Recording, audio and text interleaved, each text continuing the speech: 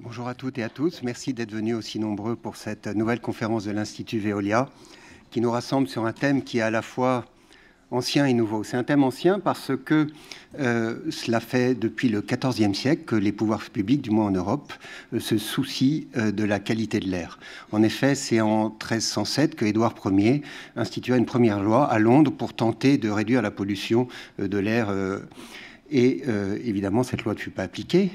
Il fallut de nombreux épisodes, de nombreuses crises, et en particulier la fameuse crise de 1952 à Londres, qui entraînera la mort de 4000 personnes, pour que, enfin, des mesures drastiques pour réduire la pollution due au charbon soient entreprises. Et puis, c'est un sujet neuf, d'une part à cause de l'ampleur de cette pollution nouvelle dans tout le spectre des pollutions, que l'on songe simplement à New Delhi, à Beijing, qui se disputent le titre de capitale à l'air le plus pollué du monde, ou bien c'est aussi un thème nouveau parce qu'on s'est rendu compte récemment que la qualité de l'air intérieur était encore plus polluée que la qualité de l'air extérieur dans bien des villes. Alors avec ce thème, nous entrons dans l'univers du microscopique.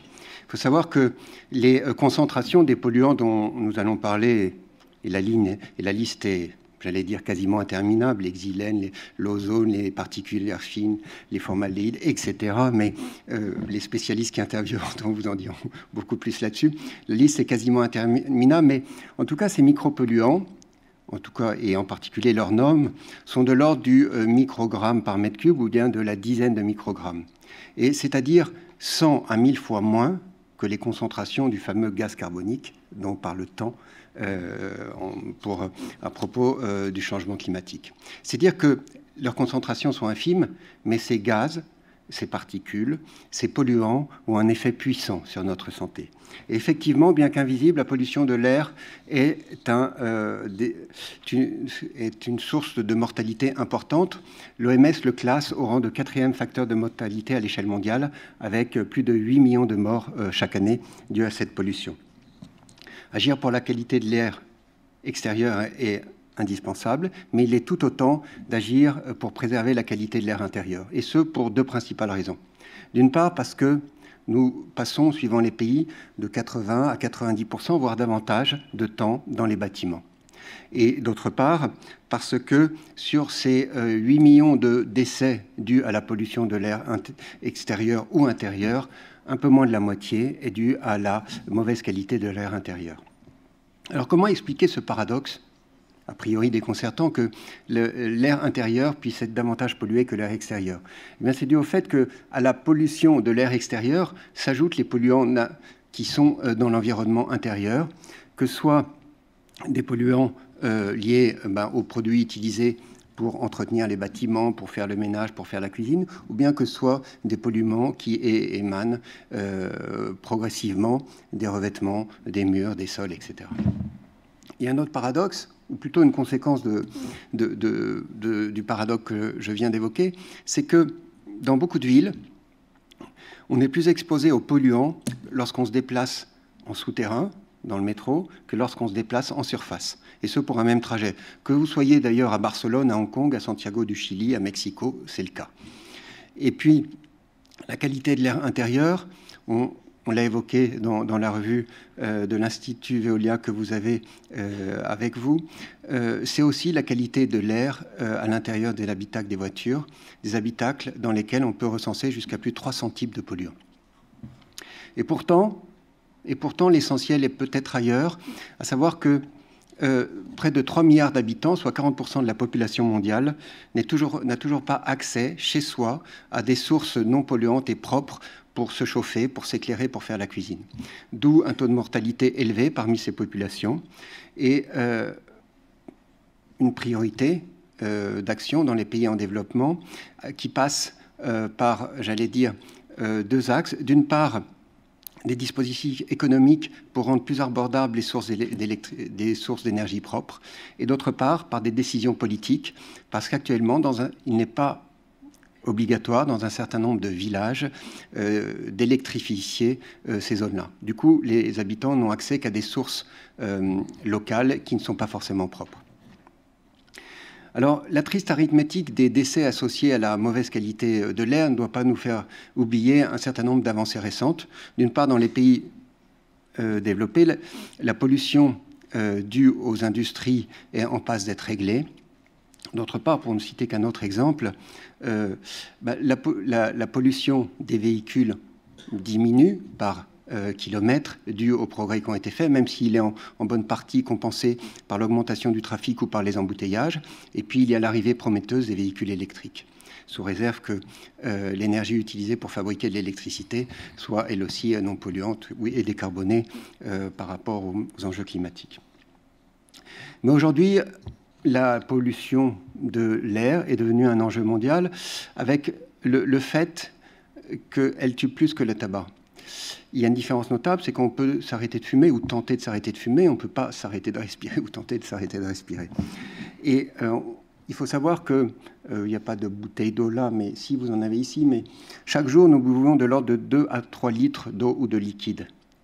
Mais chaque jour, nous respirons dans nos poumons 23 000 litres d'air. Avec ceci, vous voyez que s'il y a des polluants, ils ont de quoi pouvoir se fixer dans nos poumons et ensuite migrer à l'intérieur de nos organismes. Alors, partout dans le monde, lutter contre la pollution de l'air est devenu un enjeu environnemental important. C'est un chantier immense parce que selon l'OMS, près des 3/4 de la population mondiale respire, soit temporairement, soit en permanence, un air extérieur ou un air intérieur qui ne respecte pas les normes que cette organisation a dictées. Alors, il faut cibler en particulier les personnes vulnérables, c'est-à-dire les enfants, qui sont plus exposés parce que leur organisme, qui n'a pas encore atteint la maturité, est plus vulnérable. Pour améliorer la qualité de l'air, eh bien, il faut d'abord identifier les sources de pollution afin de rendre visible ce qui est invisible et puis savoir comment attaquer le problème parce que chaque bâtiment a ses spécificités suivant ses infrastructures, ses équipements et puis la façon dont on l'occupe, que ce soit pour le logement, que ce soit pour y travailler, que ce soit des touristes.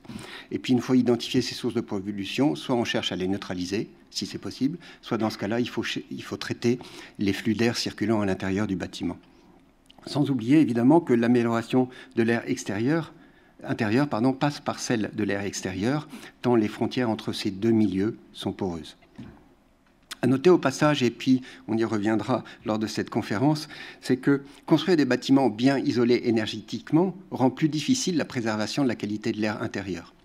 Et du coup, on voit qu'il n'est pas toujours aisé ni simple de concilier deux impératifs, l'un énergétique et l'autre de santé publique. Alors, comme les océans, l'air est un milieu ouvert, sans frontières, dans lequel chacun peut être tenté de rejeter ses polluants. Et si dans beaucoup de pays, des plans d'action ont été entrepris pour améliorer la qualité de l'air extérieur, ce n'est pas le cas pour la qualité de l'air intérieur. Il n'y a, je crois, qu'un seul pays, la Corée du Sud, qui a édicté des normes de qualité de l'air intérieur qui sont intégrées dans les normes de construction de ces bâtiments. Mais on y viendra à cette extension de la réglementation environnementale vers la qualité de l'air intérieur, parce que il y a une forte pression de l'opinion publique sur ces thèmes. Vous avez les ventes de purificateurs d'air qui explosent dans les pays émergents. La Chine a engagé, vous en avez certainement entendu parler, son vaste programme de défense du ciel bleu. Et puis, on commence à barder les écoles d'un certain nombre de capteurs de manière à suivre la qualité de l'air auquel les enfants sont exposés.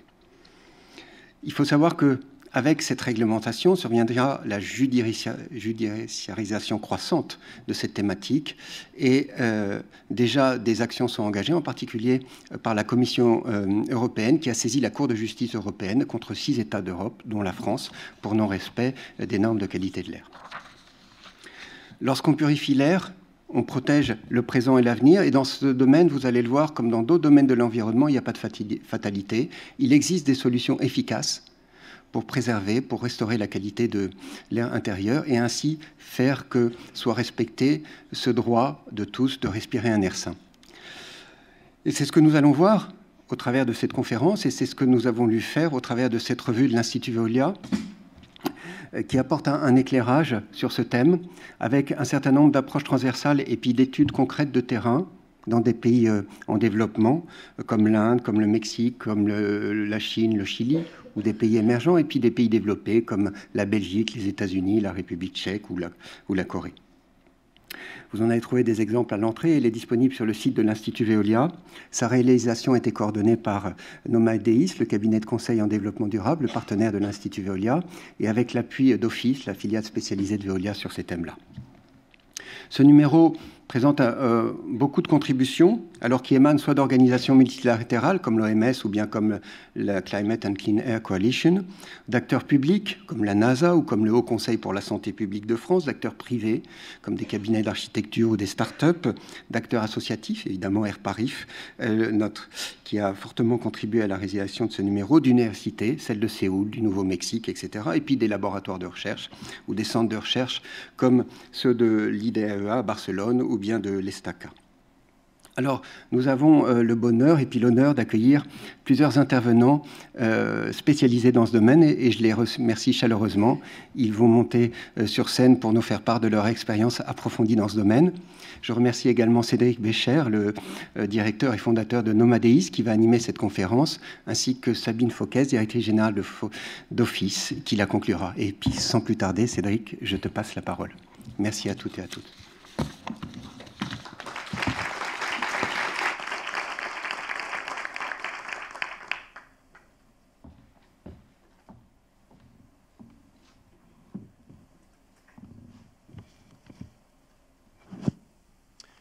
Bonjour à tous.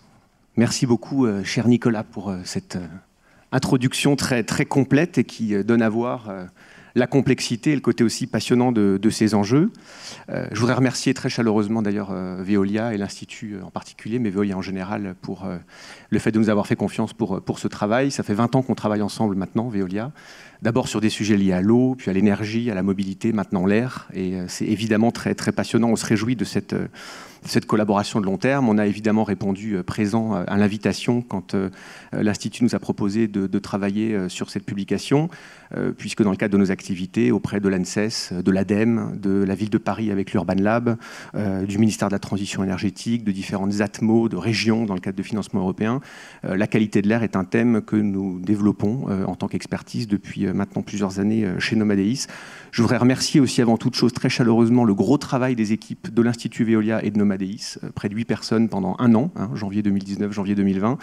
On y a mis beaucoup de cœur à cet ouvrage. Il n'y avait pas de prétention à l'exhaustivité.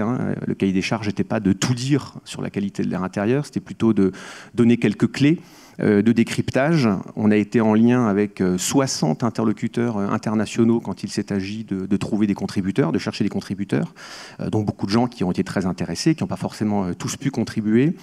Au total, c'est 21 textes qui ont été produits, dont 15 articles de fond, sous forme d'interviews ou de contributions produites directement par les profils d'experts très passionnants que Nicolas évoquait à l'instant.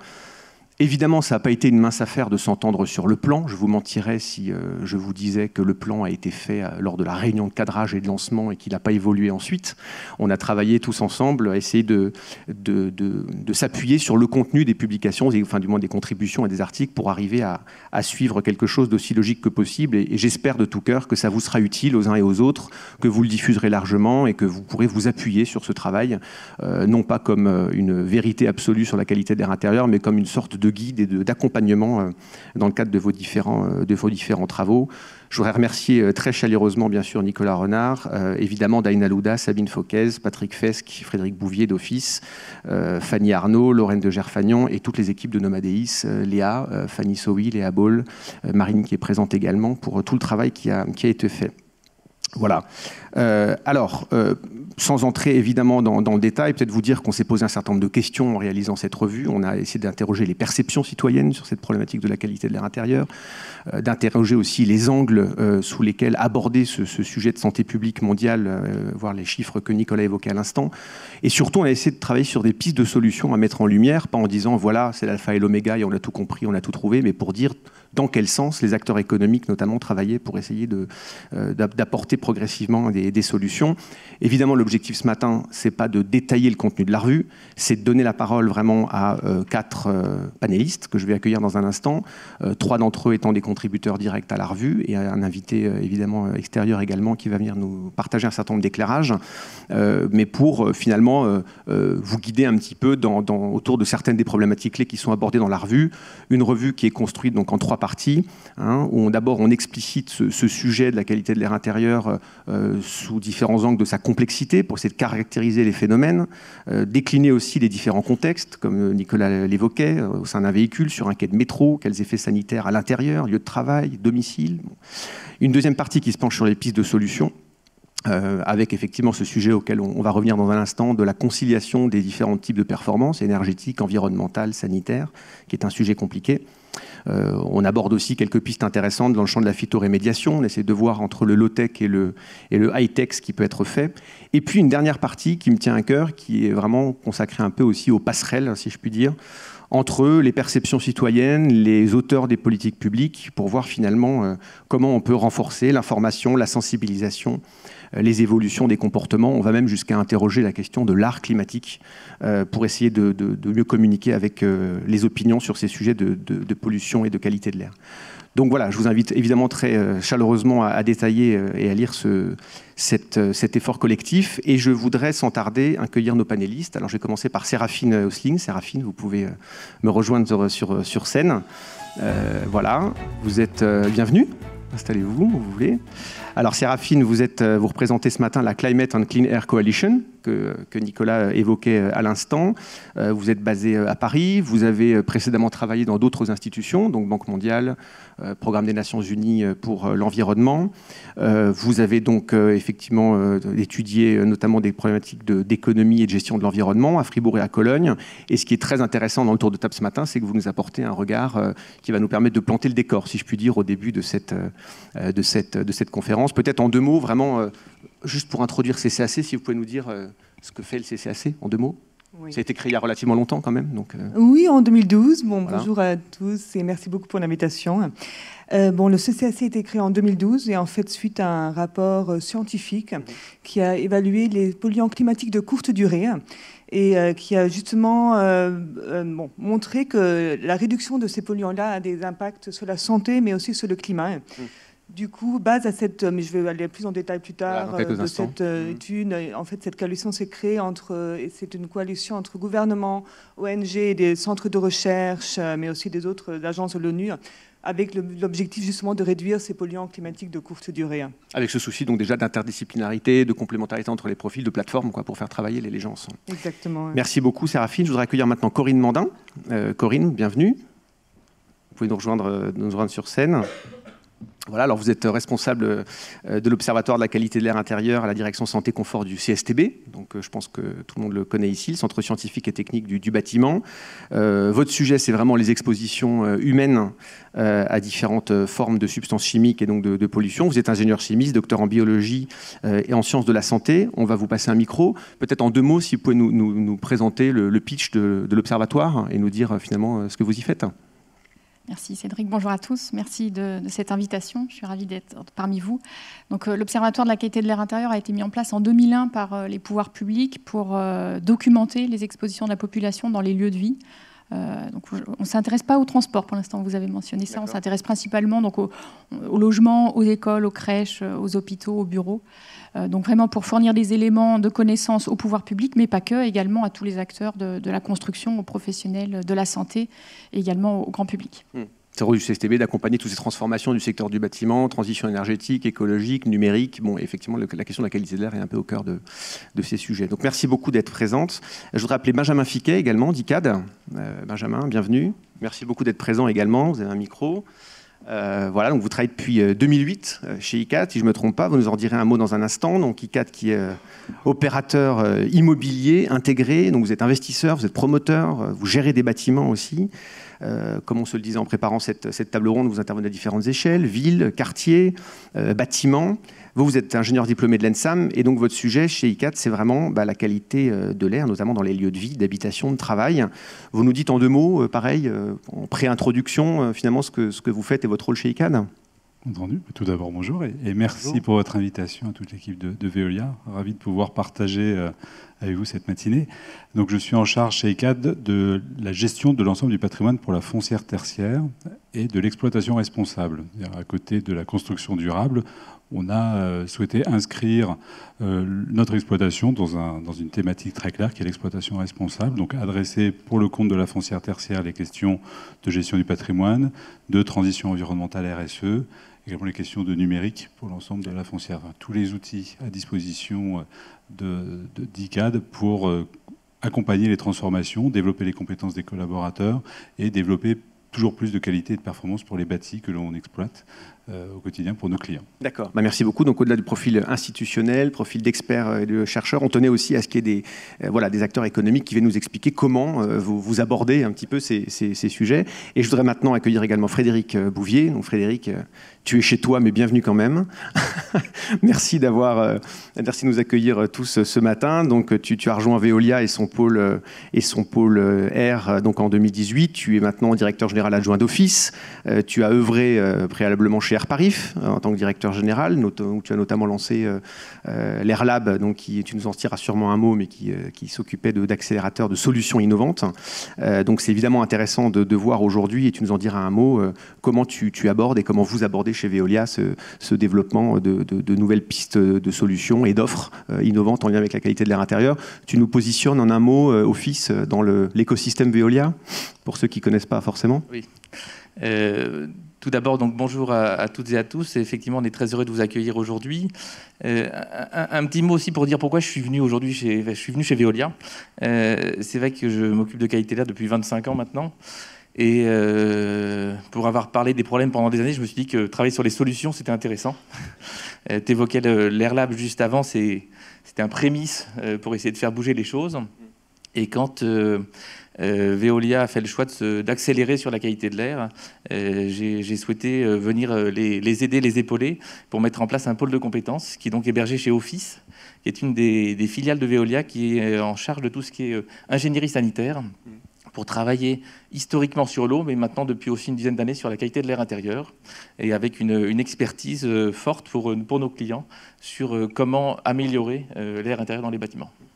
Merci beaucoup. Alors c'est vrai que sur des thématiques aussi complexes, c'est évidemment très précieux d'avoir des profils qui changent aussi de profil d'acteurs, c'est-à-dire qui passent d'organismes publics au privé, parfois aussi à l'associatif, aux institutions, parce qu'on a besoin aussi de cette élucidation collective des problèmes. Et donc c'est très intéressant ce matin autour de la table de vous avoir tous les quatre.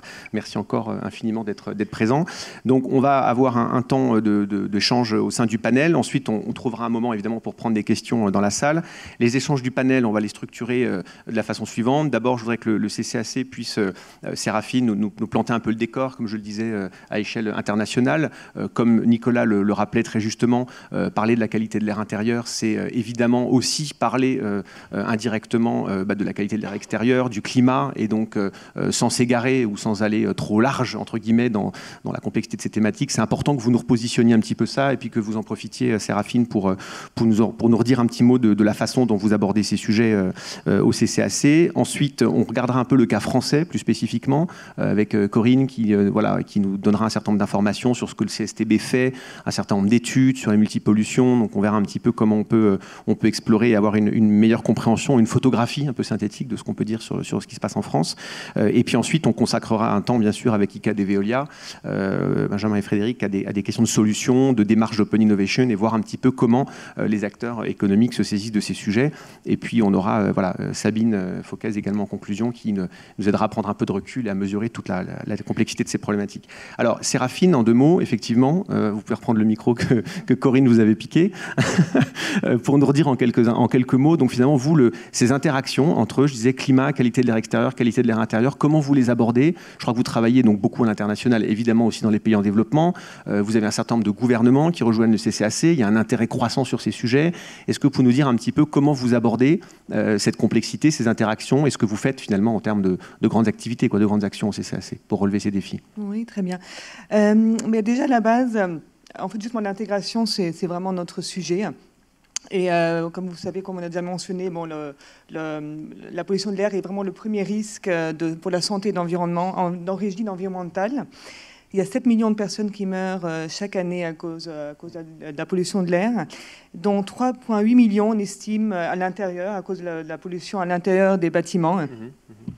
Et c'est surtout, bon, nous on travaille surtout dans les pays en voie de développement, et c'est surtout lié à la manière comment les gens cuisinent, se chauffent. Et des pratiques culturelles, quoi, finalement. Hein. Exactement. Alors il y a une grande partie aussi culturelle et de comportement et d'une manière de cuisiner. Mais il y a aussi un grand problème d'accès à l'électricité. Alors il y a quand même aujourd'hui, on a encore 1,3 milliard de personnes qui n'ont pas l'accès à l'électricité et du coup sont recours à des moyens, des combustibles pas propres et aussi à des technologies qui ne sont pas efficaces.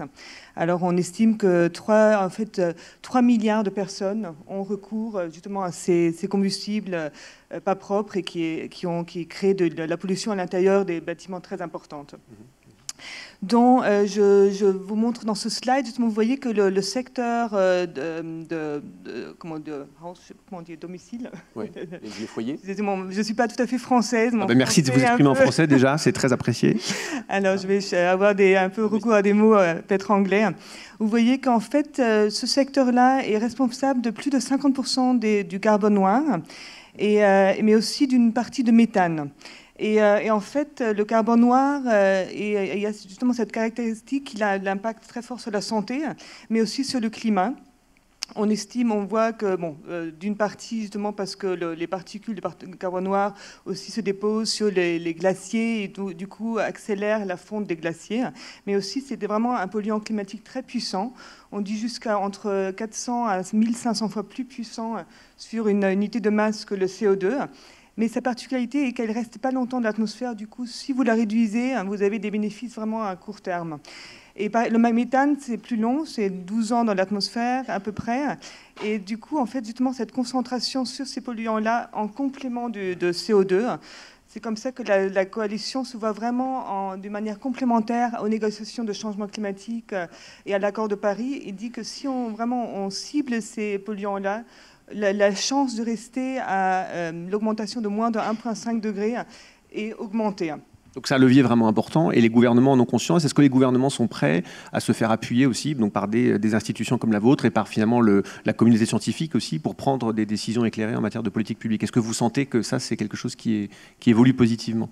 Oui, tout à fait. Alors là, maintenant, on a dans la coalition, c'est une coalition justement qui a été à la base a été créée avec les États-Unis, Canada, Suède, Ghana, Bangladesh et le Mexique. Et maintenant, on a presque 70 gouvernements qui en font partie et qui justement, en rejoignant cette coalition-là, ils s'engagent à réduire les polluants climatiques de courte durée.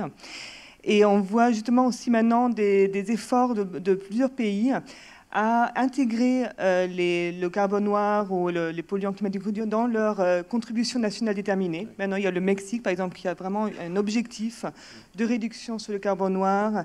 Mais on voit aussi d'autres pays qui travaillent, qui sont intéressés. Et là, dans la coalition, on donne ce soutien-là à améliorer leur inventaire sur ces polluants-là pour justement définir des politiques et des mesures d'atténuation plus ciblées. Alors on voit, et aussi maintenant le GIEC, d'un côté il y a eu le rapport du GIEC l'année dernière sur les 1,5 degrés d'augmentation, il dit que vraiment on nécessite la réduction de CO2 mais aussi de ces autres polluants-là pour arriver à cet objectif de 1,5 degré. D'accord. Et sur ces connexions que j'évoquais et que vous réévoquiez également avec la qualité de l'air intérieur, donc la difficulté d'accès à l'énergie, le fait que effectivement le secteur domestique et beaucoup de foyers continuent à se chauffer, finalement avec des moyens qui ont un impact à la fois sur la qualité de l'air mais aussi sur des sujets climatiques. Est-ce que ça, les gouvernements le comprennent? Est-ce que ces interactions sont faites? Et est-ce que vous arrivez aujourd'hui à obtenir un certain nombre de progrès, d'avancement sur tous ces sujets? Ou est-ce que c'est encore compliqué parce que vous mentionniez les pratiques culturelles et donc la difficulté aussi, au-delà de tout l'aspect, j'allais dire, scientifique et technologique, mais de faire évoluer les comportements? Est-ce que ça, on voit quand même des inflexions ou c'est encore très compliqué? Il y a du progrès. Je pense que c'est encore compliqué parce que justement, dans les négociations de changement climatique, qui est vraiment un peu la priorité pour beaucoup de gouvernements, le carbone noir ne joue pas un rôle. C'est pour ça que nous, on essaie justement de promouvoir cette approche intégrée. Et il y a beaucoup de gouvernements justement qui sont très intéressés par voir, en incluant justement l'ensemble des polluants et pas uniquement se concentrer sur les gaz à effet de longue durée, qu'ils peuvent justement atteindre des objectifs climatiques, mais aussi sur la santé sanitaire, voilà. Et aussi sur l'agriculture. Parce que justement, le méthane, qui est un précurseur de l'ozone troposphérique, a un impact important sur les récoltes agricoles. Alors du coup, cette approche multi-bénéfices et intégrée, et en voyant justement des impacts à court terme, incite beaucoup d'intérêt chez les gouvernements et justement a mené à qu'ils aient maintenant, on travaille avec 23 pays qui ont développé des plans d'action et aussi défini des mesures qui sont maintenant intégrées dans les contributions nationales déterminées des pays. D'accord, et donc, comme le soulignait, c'est évidemment très important en matière de mobilisation des pouvoirs publics, comme le disait Nicolas en introduction, et on l'avait bien vu dans une étude de benchmark international qu'on avait conduite pour l'ADEME, il y a finalement assez peu de politiques publiques encore qui sont vraiment mises en œuvre sur ces sujets de qualité de l'air intérieur, encore moins qui font des connexions, comme vous le dites, et notamment dans les grands pays émergents, avec les autres problématiques que vous évoquez, donc c'est effectivement un chantier à creuser. Est-ce que l'un d'entre vous souhaite réagir ou souhaite dire un mot sur ce contexte international, ou est-ce qu'on passe au cas français? Non ? Alors, on passe au cas français. Alors, Corinne, merci beaucoup Séraphine, je vous passe la parole. Alors, évidemment, l'international, c'était important de repartir de cette vision globale et puis d'avoir à l'esprit, entre guillemets, qu'au-delà de nos problématiques françaises, européennes, voilà, de qualité de vie dans les bureaux, dans les lieux de vie, on a aussi, bien sûr, cette problématique internationale à avoir à l'esprit. Maintenant, en France, qu'est-ce qu'on peut dire aujourd'hui sur la base des différentes études que vous menez au CSTB, à l'Observatoire, de ces impacts de la pollution de l'air, notamment au plan sanitaire, dans les logements, mais aussi et surtout dans les bureaux? Est-ce qu'il y a un certain nombre d'enseignements que vous pouvez partager avec nous ce matin pour, sans trop entrer dans le détail, nous donner un peu un aperçu de la situation? S'agissant des effets sur la santé, ils sont très variés, à l'image de tous les polluants qu'on peut trouver dans les bâtiments, même très variés, des polluants chimiques, biologiques, physiques. Donc les effets sur la santé, ça peut être de la simple gêne ou des mauvaises odeurs, à des effets qu'on qualifie parfois sous l'appellation de syndrome des bâtiments malsains, donc des maux de tête, de l'irritation des yeux, des voies respiratoires, à des effets beaucoup plus graves comme le cancer, le radon par exemple, qui est un gaz naturel radioactif émis par des sols granitiques et encore chaque année la cause de 2000 morts par cancer du poumon en France. Donc le cancer, l'asthme et les maladies respiratoires, les maladies cardiovasculaires, notamment liées aux particules présentes dans l'air intérieur qui elles-mêmes viennent en grande partie de l'air extérieur. Et puis parmi les autres effets, des troubles de la reproduction, on va sans doute en parler tout à l'heure dans les problématiques émergentes, avec les perturbateurs endocriniens, les phtalates par exemple, qui ont des troubles sur la reproduction bien connus. Donc ça, c'est toute la panoplie des effets sur la santé. Vous évoquez le cas des bureaux. Dans les bureaux, il y a de plus en plus d'études qui montrent qu'une qualité de l'environnement intérieur dégradé a une influence sur la performance des travailleurs, donc ce qui est pas négligeable. Et il y a eu d'ailleurs des études, pas en France pour le coup, mais dans d'autres pays, qui ont chiffré l'impact économique d'une mauvaise qualité d'air intérieur dans les espaces de bureaux. Benjamin m'a dit, quand on préparait ce travail, que 2000 ppm de CO2, c'était 3 verres de vin rouge. Donc je ne sais pas s'il faut rebondir sur cette statistique, mais je pense qu'on est tous ivres dans nos réunions de travail, n'est-ce pas? Voilà. Non, mais donc on arrive à objectiver aujourd'hui ces impacts à la fois sur la qualité de travail, sur la productivité. Est-ce qu'il y a des chiffres qu'on sait aujourd'hui donner pour dire combien de bureaux, par exemple, sont multipollués à peu près en France, ou est-ce que c'est trop exploratoire pour le moment? Est-ce qu'on sait déjà travailler sur ça? Est-ce que vous avez des données robustes sur ce thème? Alors on a travaillé sur les logements, je l'évoquais tout à l'heure, c'était notre première campagne nationale en 2003-2005. Et puis après, on s'est intéressé à d'autres lieux de vie très fréquentés, donc les écoles pour les enfants et les bureaux pour les travailleurs de bureau. Et on a terminé en 2017 une campagne nationale dans près de 130 immeubles de bureaux, où donc avec objectif de décrire la pollution de l'air dans ces espaces, de connaître ces espaces en termes d'équipement également, de système de ventilation, et de connaître le confort perçu et la santé rapportée par les occupants. Et comme vous le voyez là sur le visuel, on a fait un travail d'analyse statistique que je ne vais pas vous détailler, mais qui a permis d'identifier des groupes de bureaux, des typologies qui sont communes dans le sens où elles partagent les mêmes concentrations, les mêmes types de polluants aux mêmes concentrations. Et on a identifié trois groupes de bâtiments de bureaux, dont un, alors c'est le plus petit groupe, c'est 8% des espaces de bureaux qui sont dits multipollués, c'est-à-dire que tous les polluants qu'on a recherchés, qu'ils soient gazeux ou particuliers, étaient présents dans ces espaces à des concentrations élevées. Dans les logements, pour mémoire, c'était 10% de logements dits multipollués dans lesquels on retrouvait tout ce qu'on mesurait à des concentrations élevées. Donc 8% des bureaux, on est en train d'essayer de comprendre ce qui explique cette multipollution. C'est important pour les acteurs, pour les entreprises, de pouvoir agir en particulier sur ces espaces. Il semblerait que ce soit ceux qui sont en zone urbaine dense, et il y a encore un fort impact de la pollution extérieure sur la pollution intérieure dans les bureaux, même si ce sont des lieux qui sont finalement beaucoup plus maintenus, avec des systèmes mécaniques beaucoup plus répandus que dans les logements. Alors vous parliez de perturbateurs endocriniens. Donc on mesure, enfin d'un côté on doit mesurer des choses de plus en plus complexes. Et d'ailleurs vous me disiez quand on préparait cette table ronde que finalement il fallait aussi être transparent sur le fait qu'on ne savait pas encore tout mesurer en direct. Il peut y avoir une certaine frustration sinon si on le laisse penser. Donc d'un côté on doit mesurer des choses de plus en plus complexes. Et après, enfin pour faire le lien d'ailleurs en partie avec ce qu'on va aborder ensuite avec ICAD et Veolia, on a aussi, et ça peut paraître un peu parfois une injonction contradictoire, besoin de plus en plus de capteurs avec un maillage de plus en plus précis pour finalement créer des historiques, etc. Et le fait est que ces capteurs qu'on développe de plus en plus ne sont pas forcément toujours à même de mesurer de façon hyper approfondie des sujets très complexes. Alors est-ce que ce n'est pas un peu contradictoire d'avoir à la fois des choses de plus en plus complexes à mesurer et d'avoir aussi un enjeu un peu quantitatif de développement de la mesure ? Comment vous abordez ça ? Il n'y a pas du tout de contradiction, au contraire, il y a une complémentarité puisque chacun des outils, que ce soit des outils très précis qui permettent de mesurer, là vous voyez, les perturbateurs endocriniens dans l'air intérieur, donc qui sont des outils contraignants, il faut pomper de l'air pendant une semaine sur un filtre, ensuite on analyse ce filtre en laboratoire, donc on n'a pas la réponse tout de suite, on a une valeur moyennée sur la semaine, donc c'est très important, il faut connaître ces niveaux de pollution dans les lieux, mais il faut aussi disposer d'outils plus simples, plus abordables, qu'on peut déployer dans un plus grand nombre d'espaces.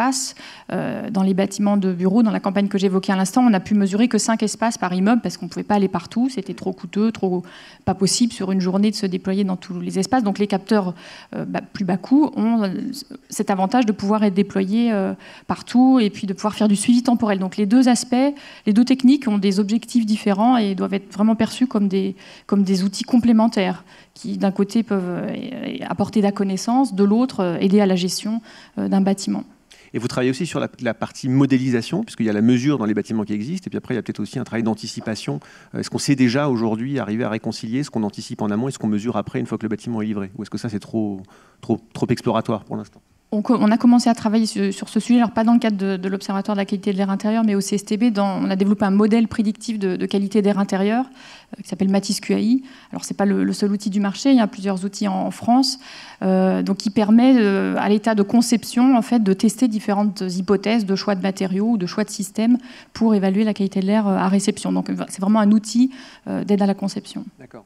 Et peut-être une question sur l'écosystème d'acteurs avec lesquels vous travaillez. Donc finalement, il y a évidemment toute une composante scientifique, de recherche académique sur ces sujets. Est-ce que vous voyez aujourd'hui arriver tout un tas d'autres acteurs, donc des gestionnaires d'immeubles, des entreprises, des start-up et si oui, comment vous interagissez finalement avec toutes ces entreprises ou tous ces nouveaux acteurs économiques qui s'intéressent au sujet de la qualité de l'air intérieur? Comment on arrive à faire travailler ensemble tous ces profils d'acteurs sur un sujet aussi complexe, sachant qu'on a encore beaucoup de choses à découvrir, quoi. Voilà. Complètement. C'est vrai que depuis la création de l'Observatoire en 2001, au départ, c'était un petit groupe, on voyait toujours les mêmes gens, c'était très circoncis à quelques personnes, quelques laboratoires, quelques entreprises. On voit vraiment depuis quelques années une dynamique très forte de tous les acteurs qui s'emparent du sujet, et c'est très bien, c'est très complémentaire. Il faut que chacun mette sa pierre à l'édifice. Développer des capteurs, développer des services pour suivre la qualité de l'air dans les bâtiments. Chacun a sa part à jouer, et donc on ne peut que se réjouir d'avoir cette dynamique qui se met en place. Avec des partenariats du coup à développer voilà, que chacun puisse apporter sa pierre et sa contribution. Et aujourd'hui, il se trouve que là, en France, on est assez en avance sur le sujet de la qualité de l'air intérieur.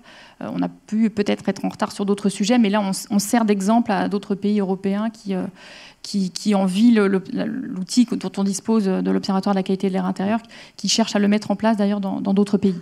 D'accord, bon, formidable, merci beaucoup. Alors Benjamin, je me tourne vers vous maintenant. Donc côté justement, on parlait de cet écosystème d'acteurs qui évolue. Donc ICAD, vous êtes effectivement un exemple d'entreprise qui se saisit de ce sujet. Vous avez mené un certain nombre d'expérimentations sur cette thématique de la qualité de l'air intérieur. Est-ce que vous pouvez nous en dire un petit peu plus sur ce que vous faites et comment vous vous y prenez aussi, c'est-à-dire avec toute la prudence que ça requiert.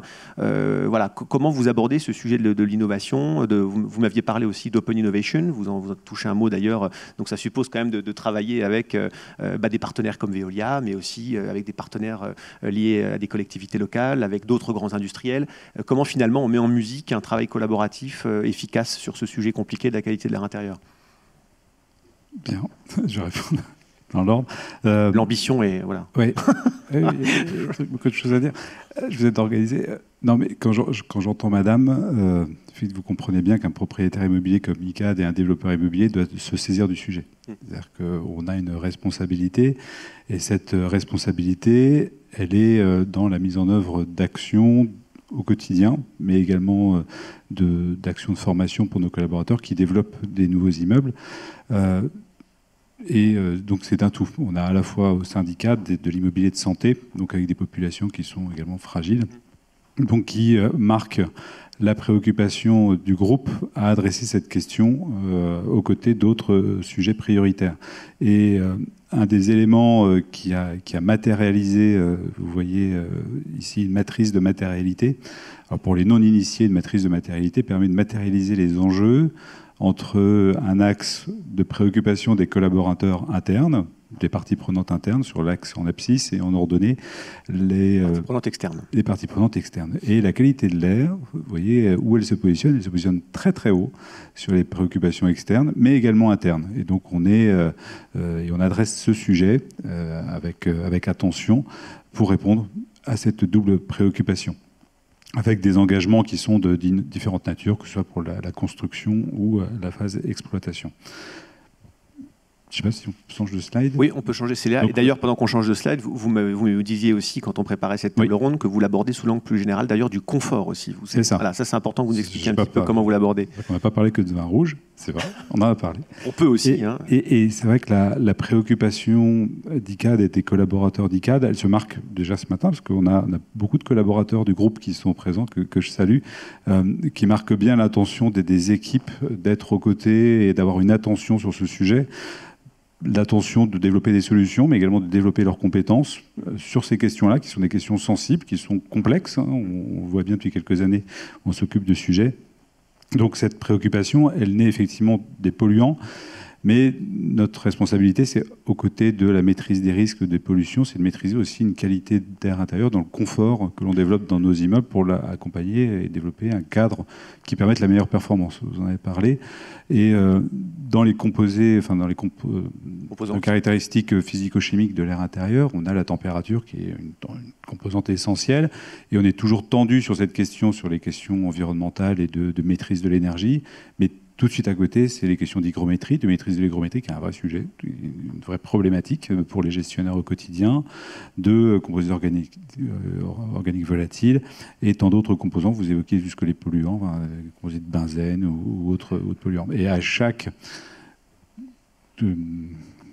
composant, on a une préoccupation, on a des moyens de mesure, des moyens de maîtrise de cette caractéristique. Et c'est systémique, c'est-à-dire que quand on monte la température, on baisse l'hygrométrie. Quand je baisse l'hygrométrie, tout le monde a mal à la tête ou les yeux qui s'assèchent, donc on remonte l'hygrométrie, la température baisse. Donc il y a pour les gestionnaires au quotidien des arbitrages à jouer, l'arbitrage aussi de la maîtrise énergétique et la juste maîtrise énergétique.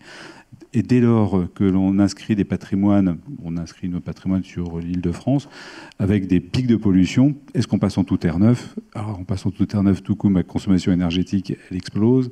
Voilà, donc autant de facteurs et de paramètres sur lesquels on doit jouer.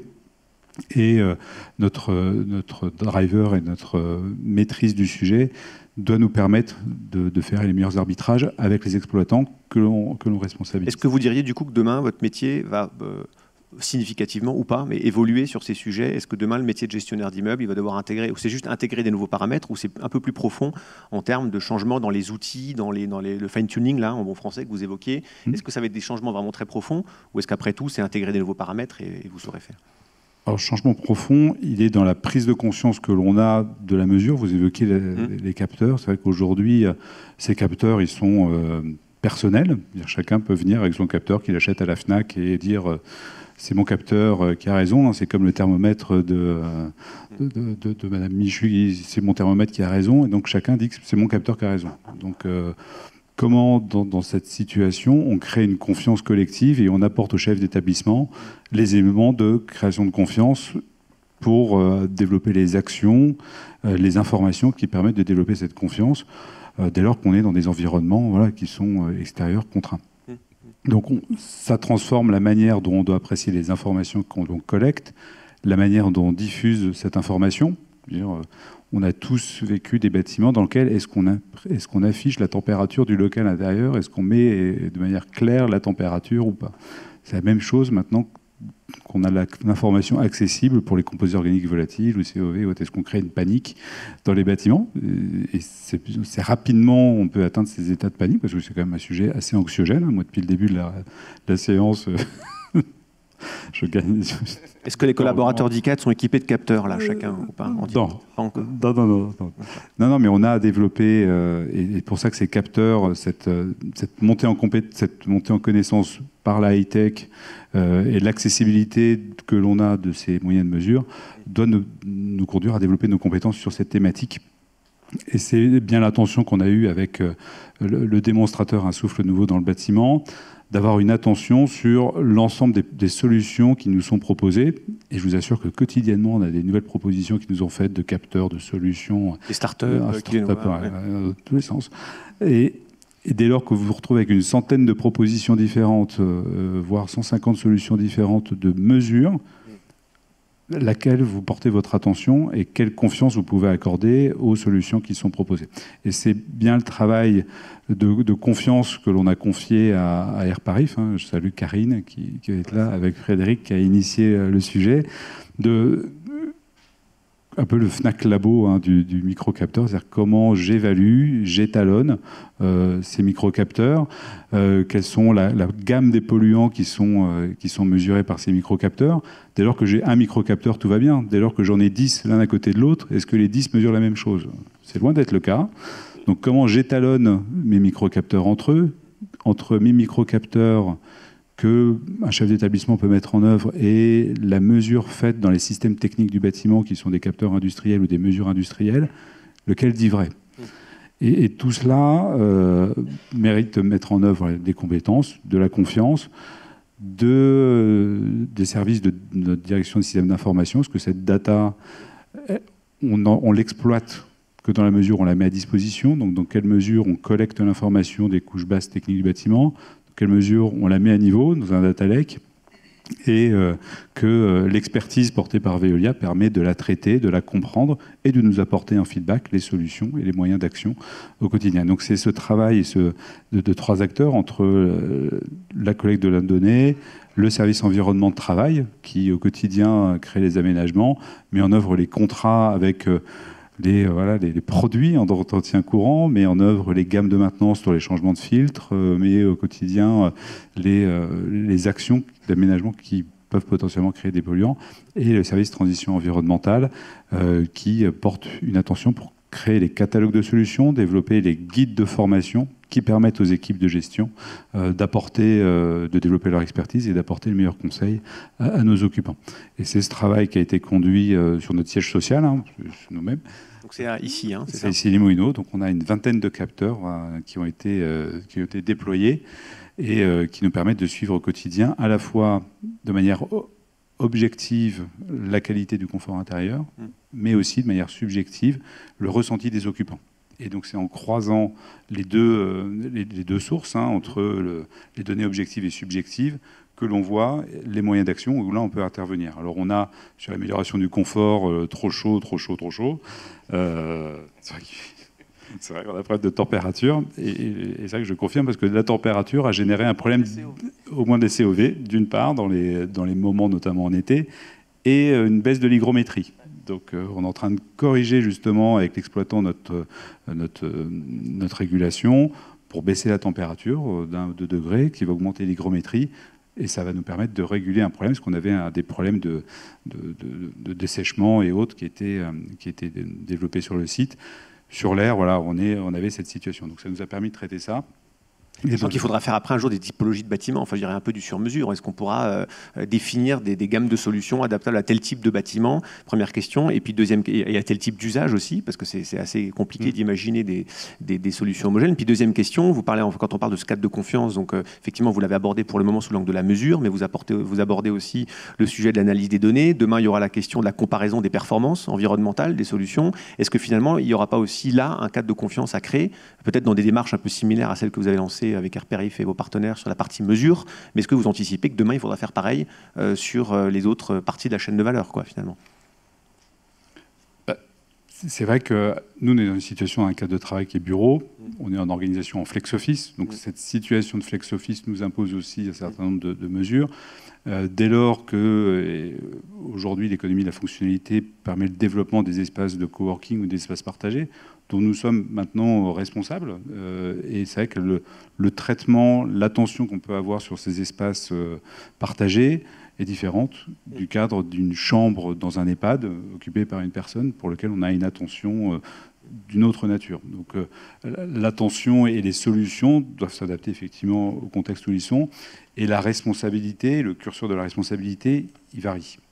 Et ce qui est certain, c'est qu'en tant que propriétaire, on doit développer dès l'amont la qualité intrinsèque. Vous évoquez Think Building Syndrome, les qualités intrinsèques du bâti, en mettant en œuvre des matériaux innovants aussi pour le défi du changement climatique. Et ces matériaux innovants doivent développer effectivement dans les combinaisons entre matériaux. Parfois, on a des surprises, donc une maîtrise et les qualités d'exploitation. Donc, on est bien sur ce moment de responsabilité. Et un dernier point, c'est vrai que Rambuteau l'évoquait déjà au milieu du 19e siècle, de l'eau, de l'air, de l'ombre, dans l'aménagement qu'il avait de Paris. C'est Paris du 19e siècle avec effectivement le carbone noir que vous évoquiez. On a dépassé ce stade, mais on voit, et ça se réinvite encore aujourd'hui de manière très contemporaine, cette problématique de la pollution de l'air extérieur et la manière dont les quartiers doivent s'aménager, et donc dans les aménagements que peut opérer ICAD, comment on peut avoir une préoccupation et développer des solutions d'interface entre la partie intérieure et la partie extérieure. Donc Rambuteau reste d'actualité. Et évidemment, avec maintenant les nouvelles sémantiques de résilience, etc. Mais comme vous dites, des sujets qui sont encore tout à fait hauts sur l'agenda des élus et de leurs équipes, entre autres. Alors, Frédéric, je posais la question à Benjamin Fiquet de l'évolution de ces métiers. Bon, pareil, côté Veolia, pour avoir la chance de connaître le groupe depuis maintenant un certain nombre d'années, on voit aussi les évolutions progressives des positionnements des métiers. Je ne suis pas surpris et très passionné par le fait que vous intéressiez maintenant à l'air. Est-ce que tu peux nous en dire un petit peu plus, finalement, sur... Ça ne doit pas être simple, la façon dont on aborde la préfiguration, je ne sais pas si c'est le bon terme, tu me corriges si je me trompe, et d'une offre sur tous ces sujets, sachant qu'on est encore, on le comprend dans les interventions, dans une période quand même d'élucidation collective, de création un peu des bases, de cadres de confiance. Comment vous abordez ça dans le groupe ? Effectivement, le premier élément, et on l'a vu avec les présentations précédentes, c'est qu'on est face à une pollution complexe, un enjeu sanitaire majeur, et sur lequel on était aujourd'hui quasiment dans une logique de prise de conscience. Et donc la logique de Veolia et sa raison d'être, c'est de ressourcer le monde. Et donc face à cet enjeu qui aujourd'hui est même la première cause de mortalité environnementale, c'était logique que le groupe se positionne. Et donc, il y a tout un travail qui a été engagé il y a quelques années pour voir quelles solutions on pouvait apporter. On a vu, avec ce qui a été dit précédemment, que ce n'était pas simple. Il fallait déjà pouvoir faire les diagnostics, pouvoir trouver des solutions.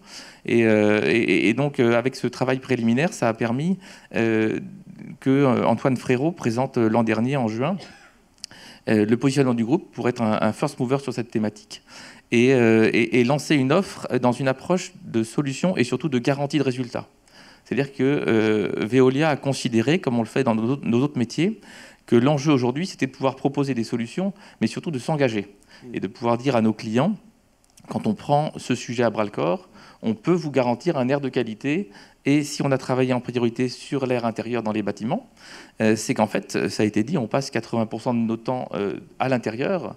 Et donc, en termes de santé publique, agir sur cet élément-là, c'est très pertinent. Et c'est également intéressant puisque, contrairement à l'air extérieur, où les responsabilités sont très partagées, quand on rentre dans un bâtiment, on a un responsable. Ah oui. Et donc, on a quelqu'un qui peut agir.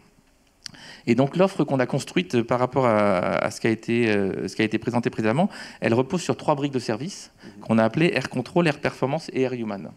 Donc Air Control, la première, la logique, c'est de dire on a besoin d'identifier, de qualifier la problématique et de rendre visible, ce que j'ai dit tout à l'heure, une pollution qui est invisible.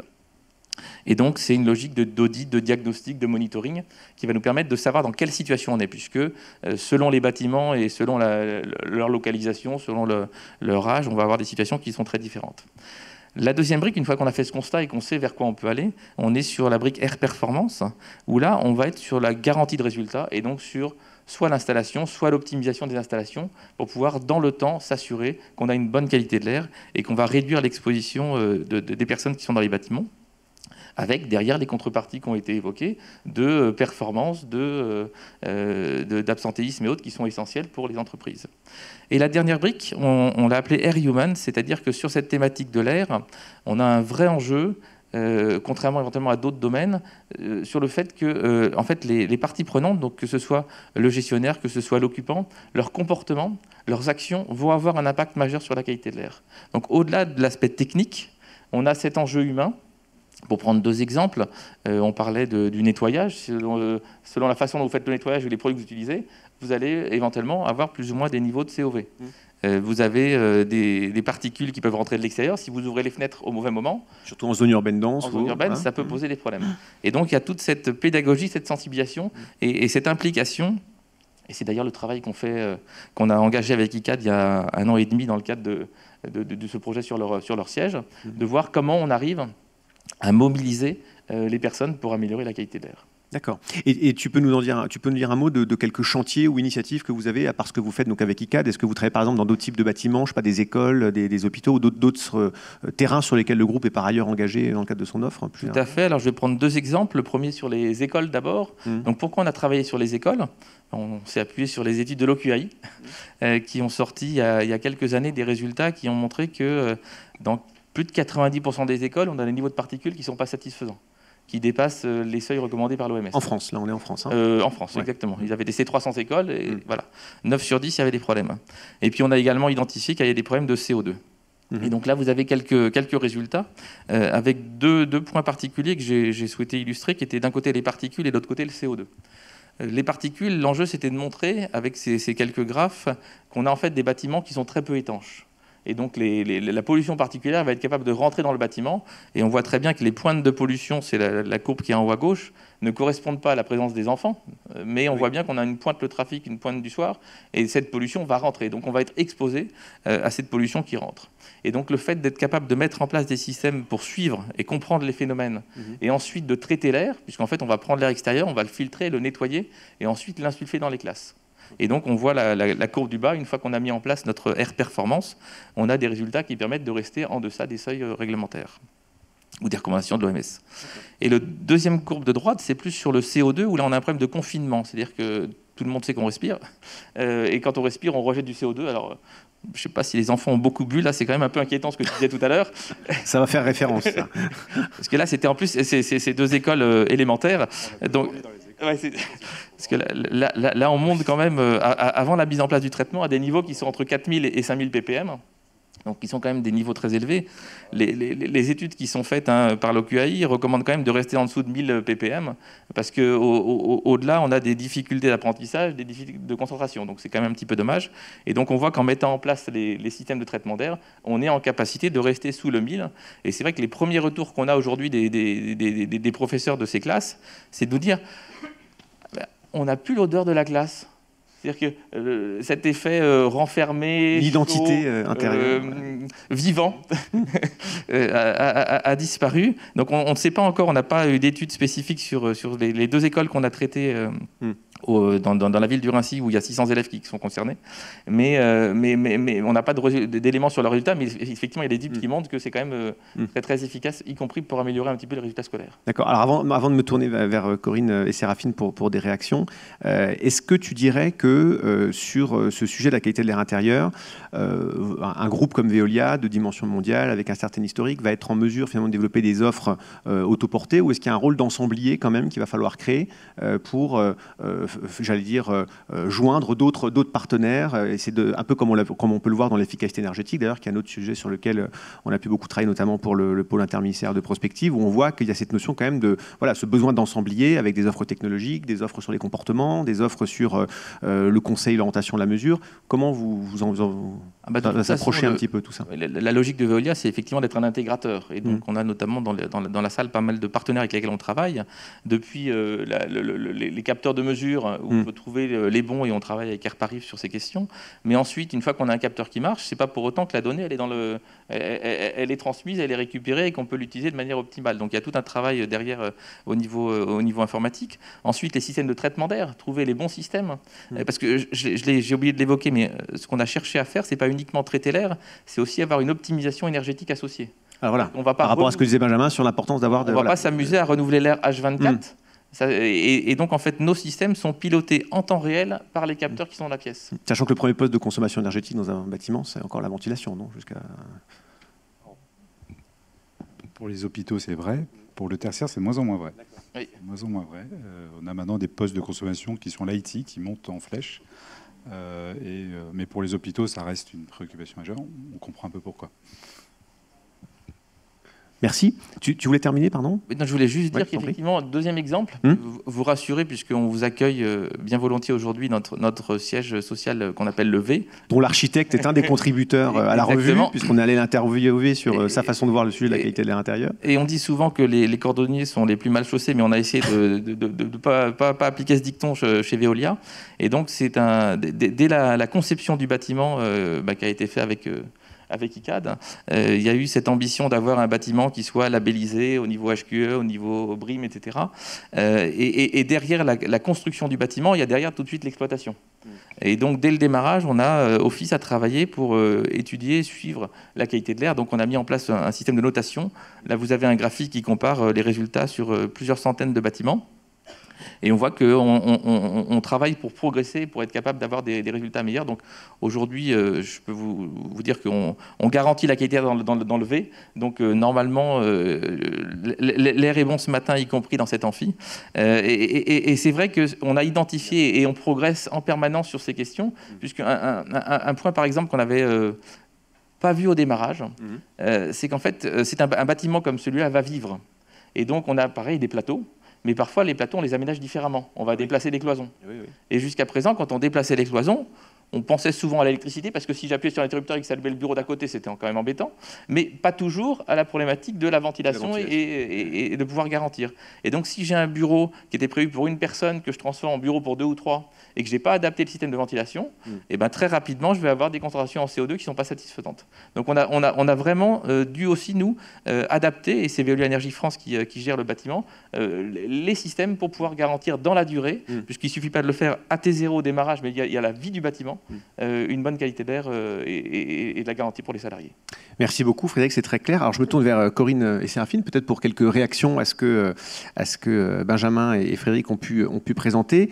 Corinne, peut-être sur la question du cadre de confiance, de l'importance d'homogénéiser ces sujets de mesure, mais aussi, je voudrais bien vous entendre une seconde sur si vous êtes d'accord, sur cet enjeu de l'articulation entre les solutions technologiques et les comportements, pas que des usagers, mais aussi finalement au niveau de la conception, l'anticipation de l'évolution des usages d'un bâtiment.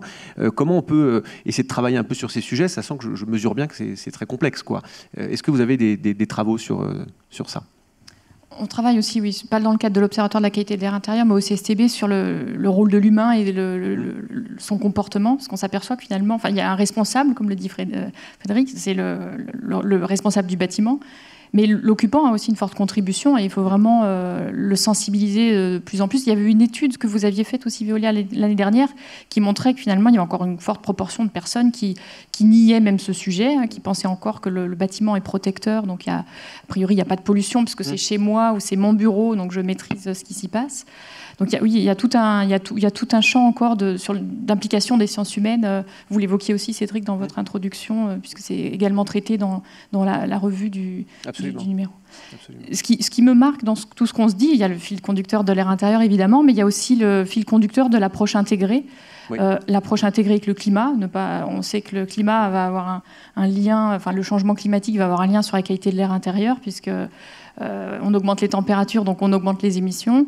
Il risque d'y avoir des concentrations en ozone qui vont augmenter dans l'air extérieur. Or, on sait que l'ozone réagit avec certains polluants de l'air intérieur qui ne sont pas nocifs intrinsèquement, mais qui génèrent des polluants secondaires qui, eux, peuvent avoir des effets sur la santé.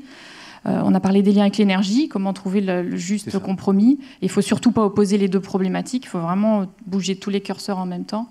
Et puis l'approche globale avec le confort aussi. Il ne faut pas favoriser la qualité de l'air au détriment du confort thermique, acoustique ou visuel. Il faut vraiment, je trouve que chacun d'entre nous a aussi bien souligné le besoin de cette approche intégrée.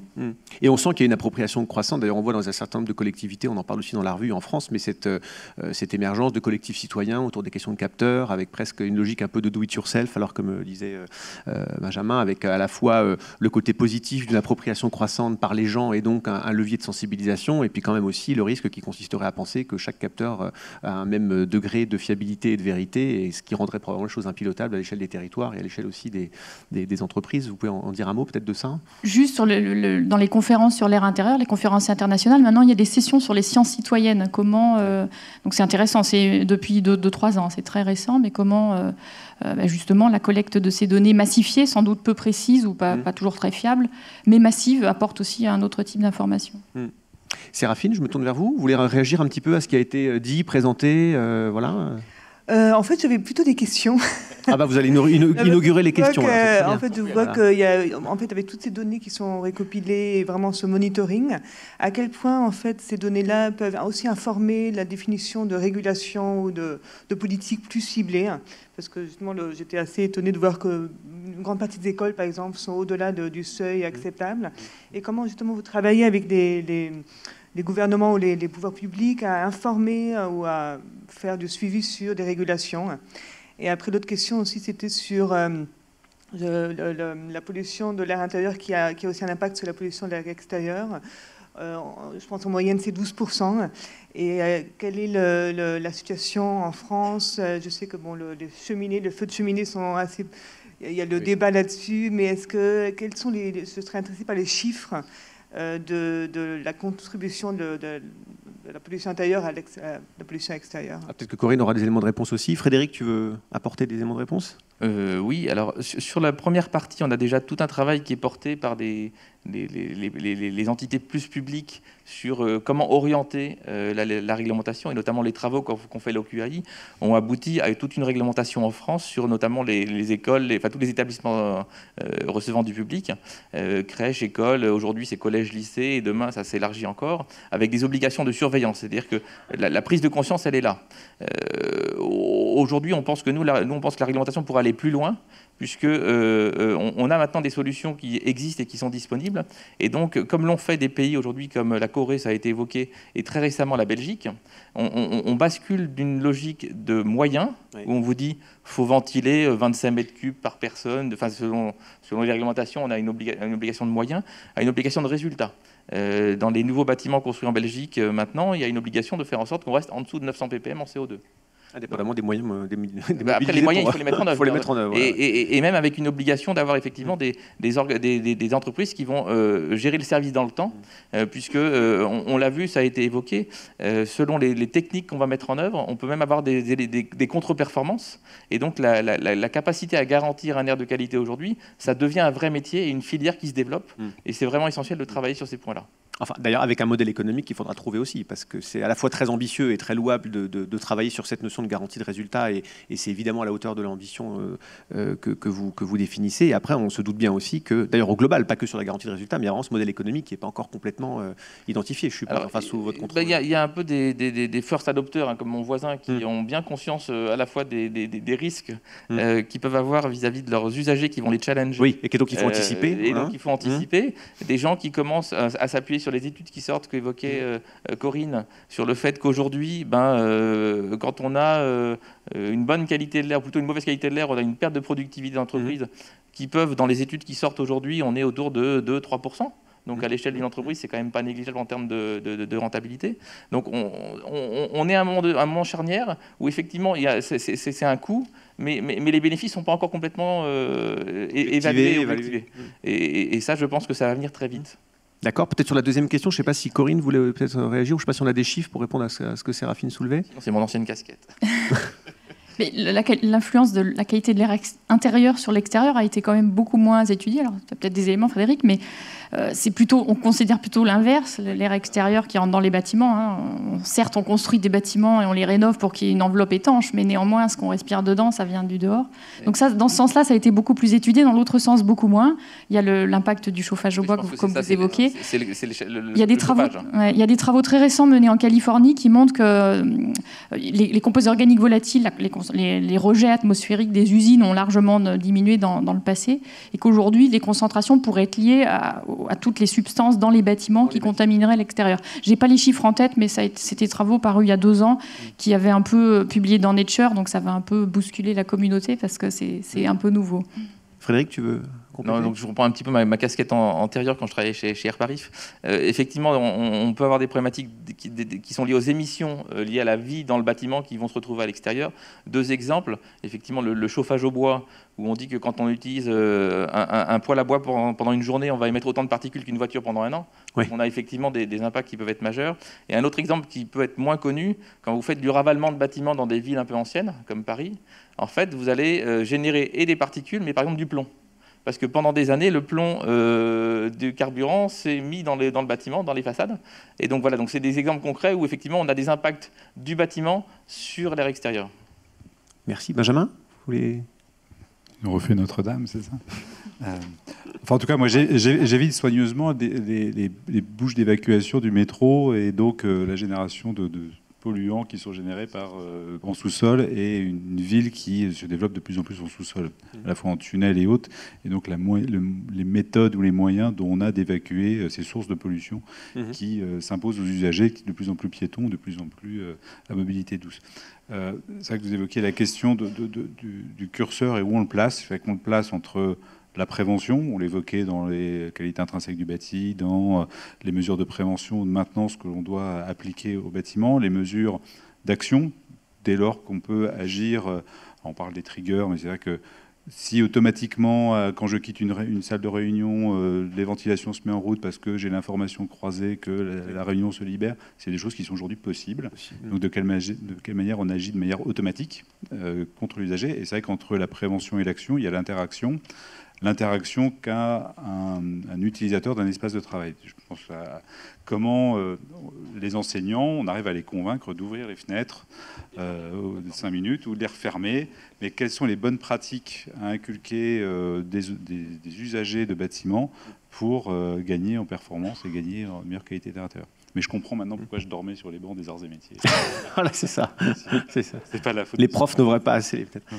C'est pas les soirées. Séraphine, Corinne, une dernière réaction ou non on passe la parole à la salle, sinon, ou Séraphine? Mais si, allez-y. Hein. Pardon, juste un dernier point, parce que vous parliez du comportement. Oui. Alors, justement, dans la partie de manière de comment cuisiner, chauffer, il y a une grande partie aussi de comportement.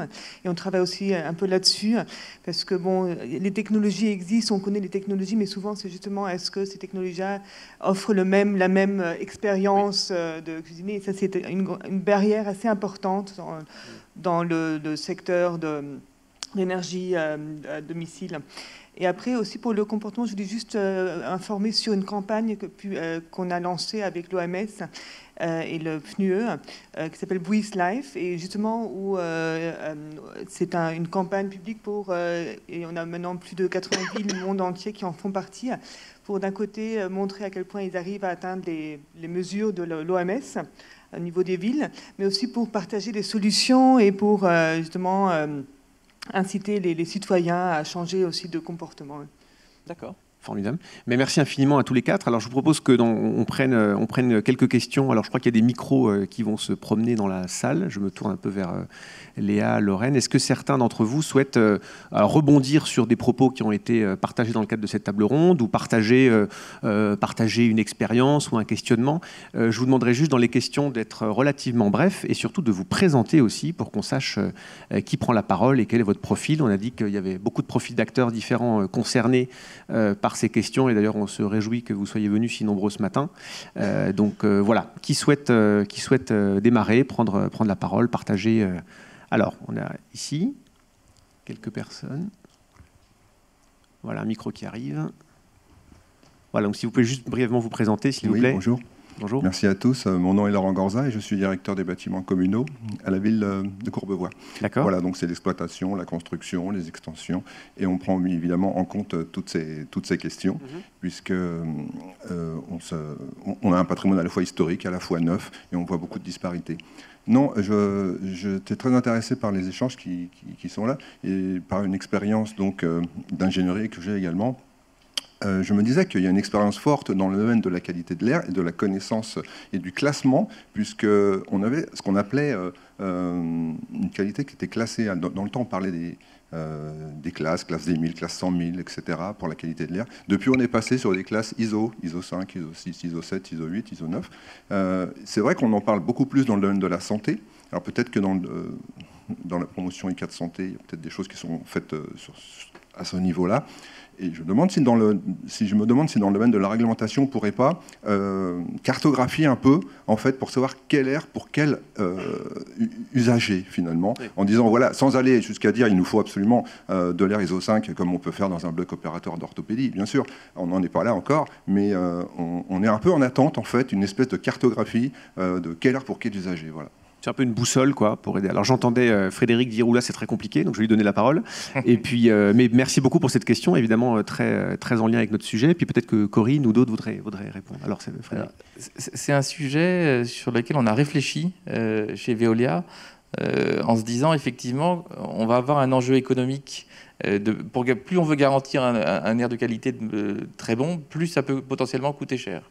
Si je prends l'exemple d'un bloc opératoire, si je prends l'exemple d'une salle blanche où on veut faire fabriquer des médicaments, on a des besoins qui sont extrêmement bas en termes de qualité, et donc ça coûte plus cher que si je veux juste un niveau qu'on peut qualifier d'acceptable. Et on a commencé à réfléchir à ces sujets. Et on a été voir certains de nos clients, notamment des collectivités, en leur disant comment vous voyez les choses, est-ce que ça vous paraît possible de dire qu'à tel endroit on ferait de ça et à tel endroit tel autre. Et assez rapidement, on nous a dit... ça nous paraît quand même très compliqué. Pour un élu, aller expliquer que parce qu'on est dans un collège dans Paris ou dans une école dans Paris, ce serait différent, on a le droit à un meilleur air que si j'étais ailleurs. Et donc la logique vers laquelle nous, aujourd'hui, on s'oriente et ce qu'on propose plutôt à nos clients, c'est de dire, on vous propose de prendre les recommandations, soit les réglementations du pays ou les recommandations de l'OMS quand il n'y en a pas, qui permettent de garantir une situation satisfaisante.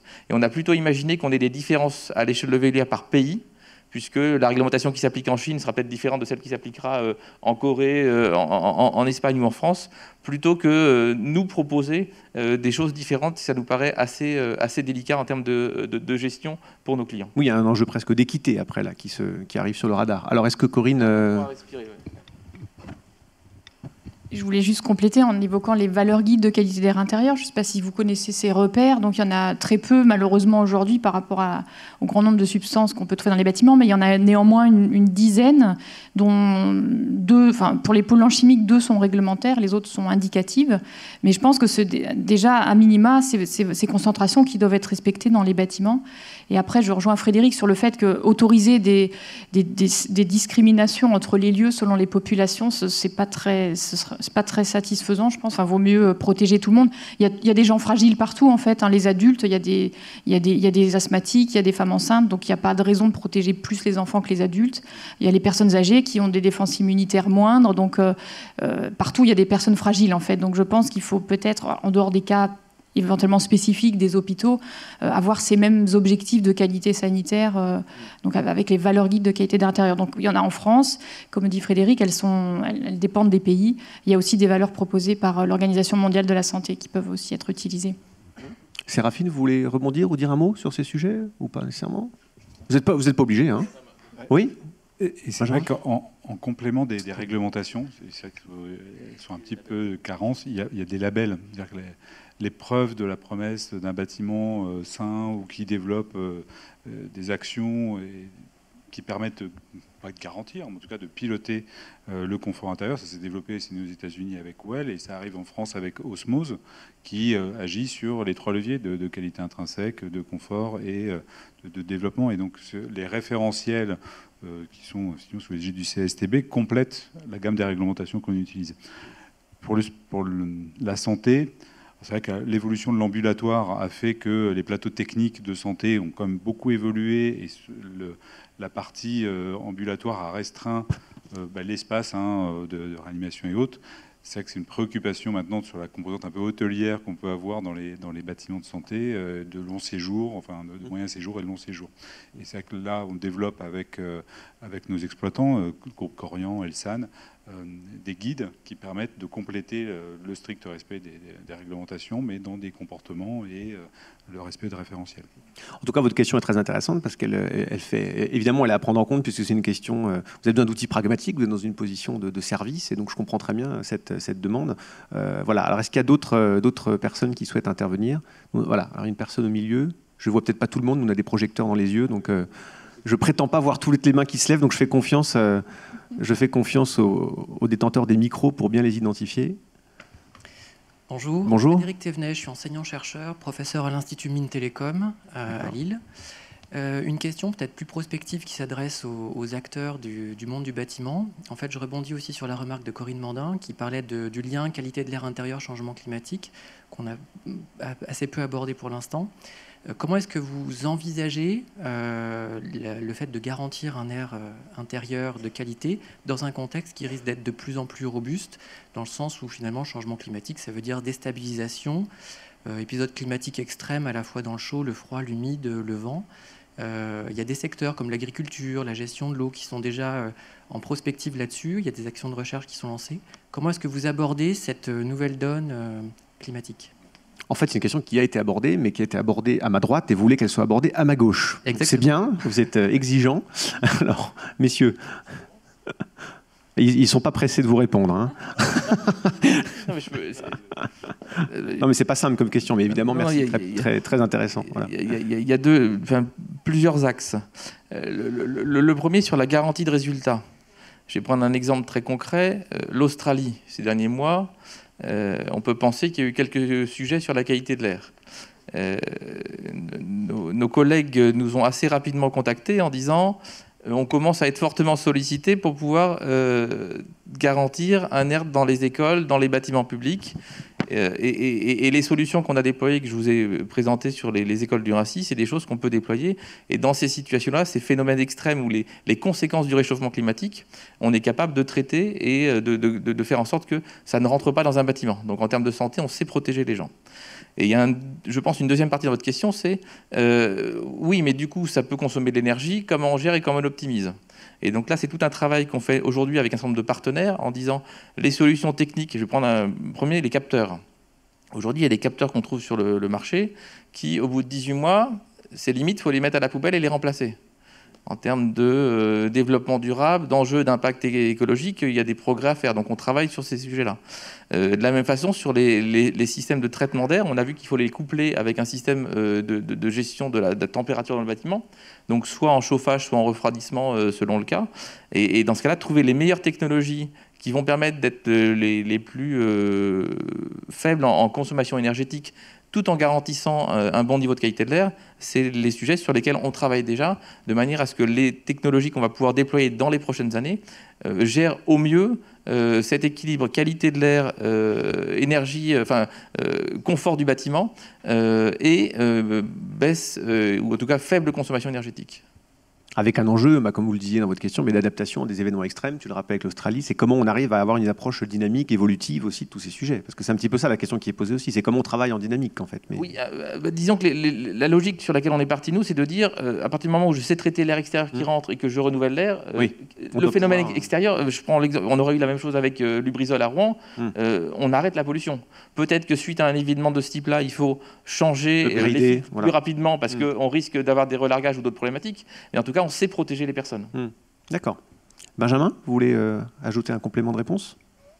Oui, c'est-à-dire que aujourd'hui, la réglementation ou autre, on est plutôt dans des plans climat aujourd'hui.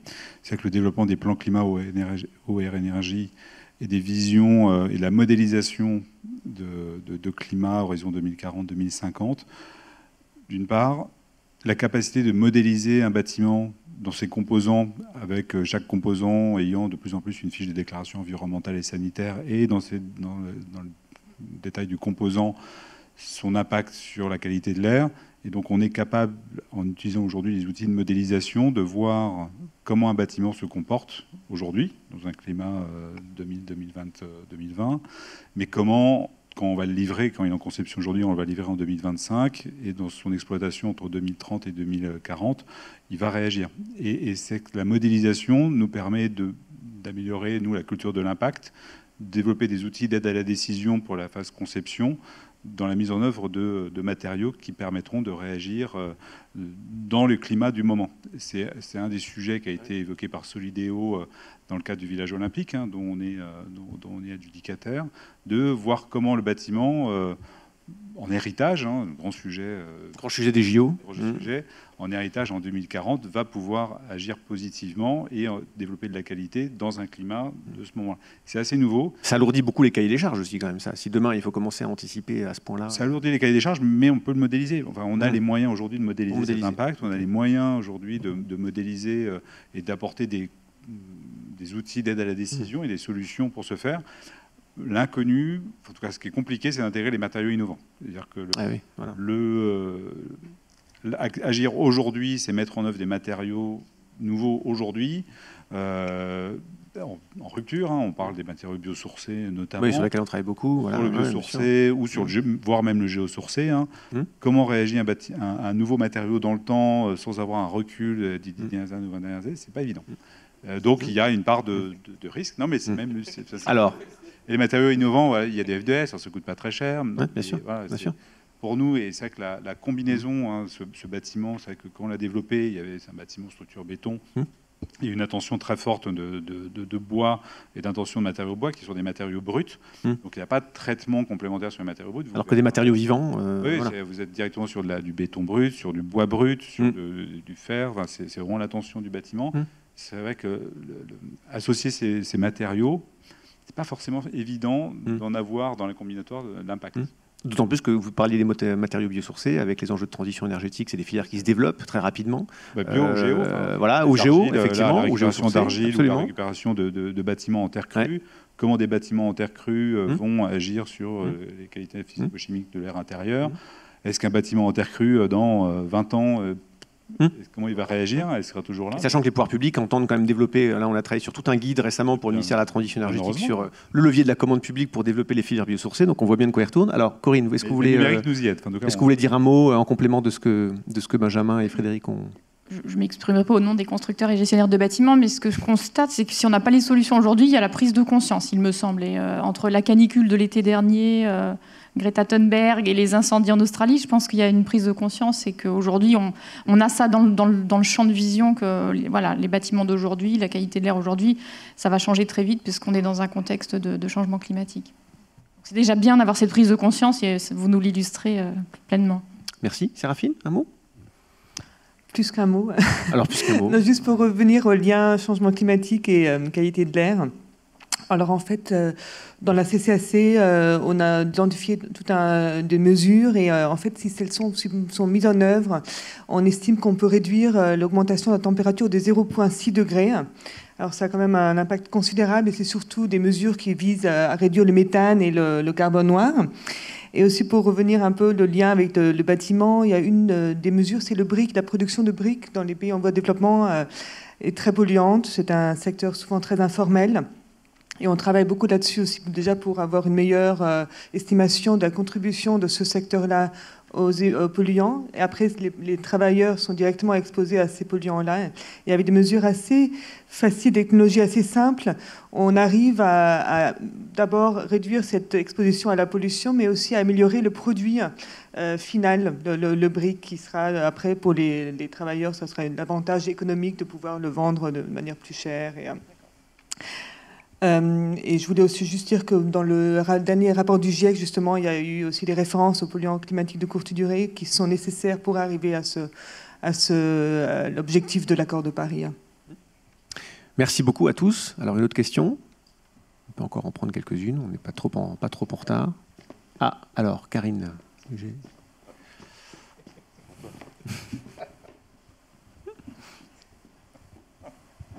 Donc, Karine Léger, Air Tarif. Le lien air intérieur et extérieur est vraiment essentiel et je trouve qu'il est reflété aussi par rapport à la qualité des échanges et des partenariats que l'on a avec Veolia, avec ICAD et le CSTB.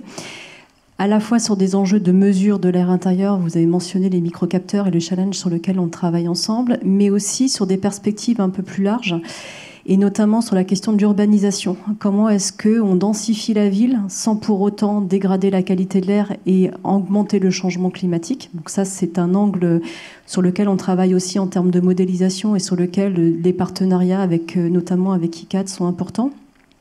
Et puis il y a aussi un autre angle qui est finalement dans des villes comme Paris, les seuls endroits où on peut continuer, enfin dans les endroits où on peut continuer à construire, c'est souvent des endroits qui sont dégradés, typiquement autour du périphérique.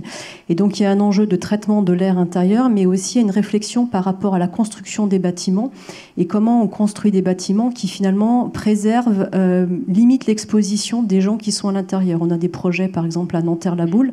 Comment est-ce qu'on réfléchit le bâtiment pour, au-delà du traitement d'air, mais aussi en termes de modélisation haute définition, comment on conçoit le bâtiment pour limiter l'exposition des personnes. Et donc pour nous, ce sont des sujets qui sont extrêmement intéressants. Et peut-être juste pour dézoomer, on se pose ces questions en Île-de-France où certes la qualité de l'air n'est pas extraordinaire, et je suis bien placée pour le savoir. Néanmoins, on a une amélioration qui est tendancielle et qui est très forte.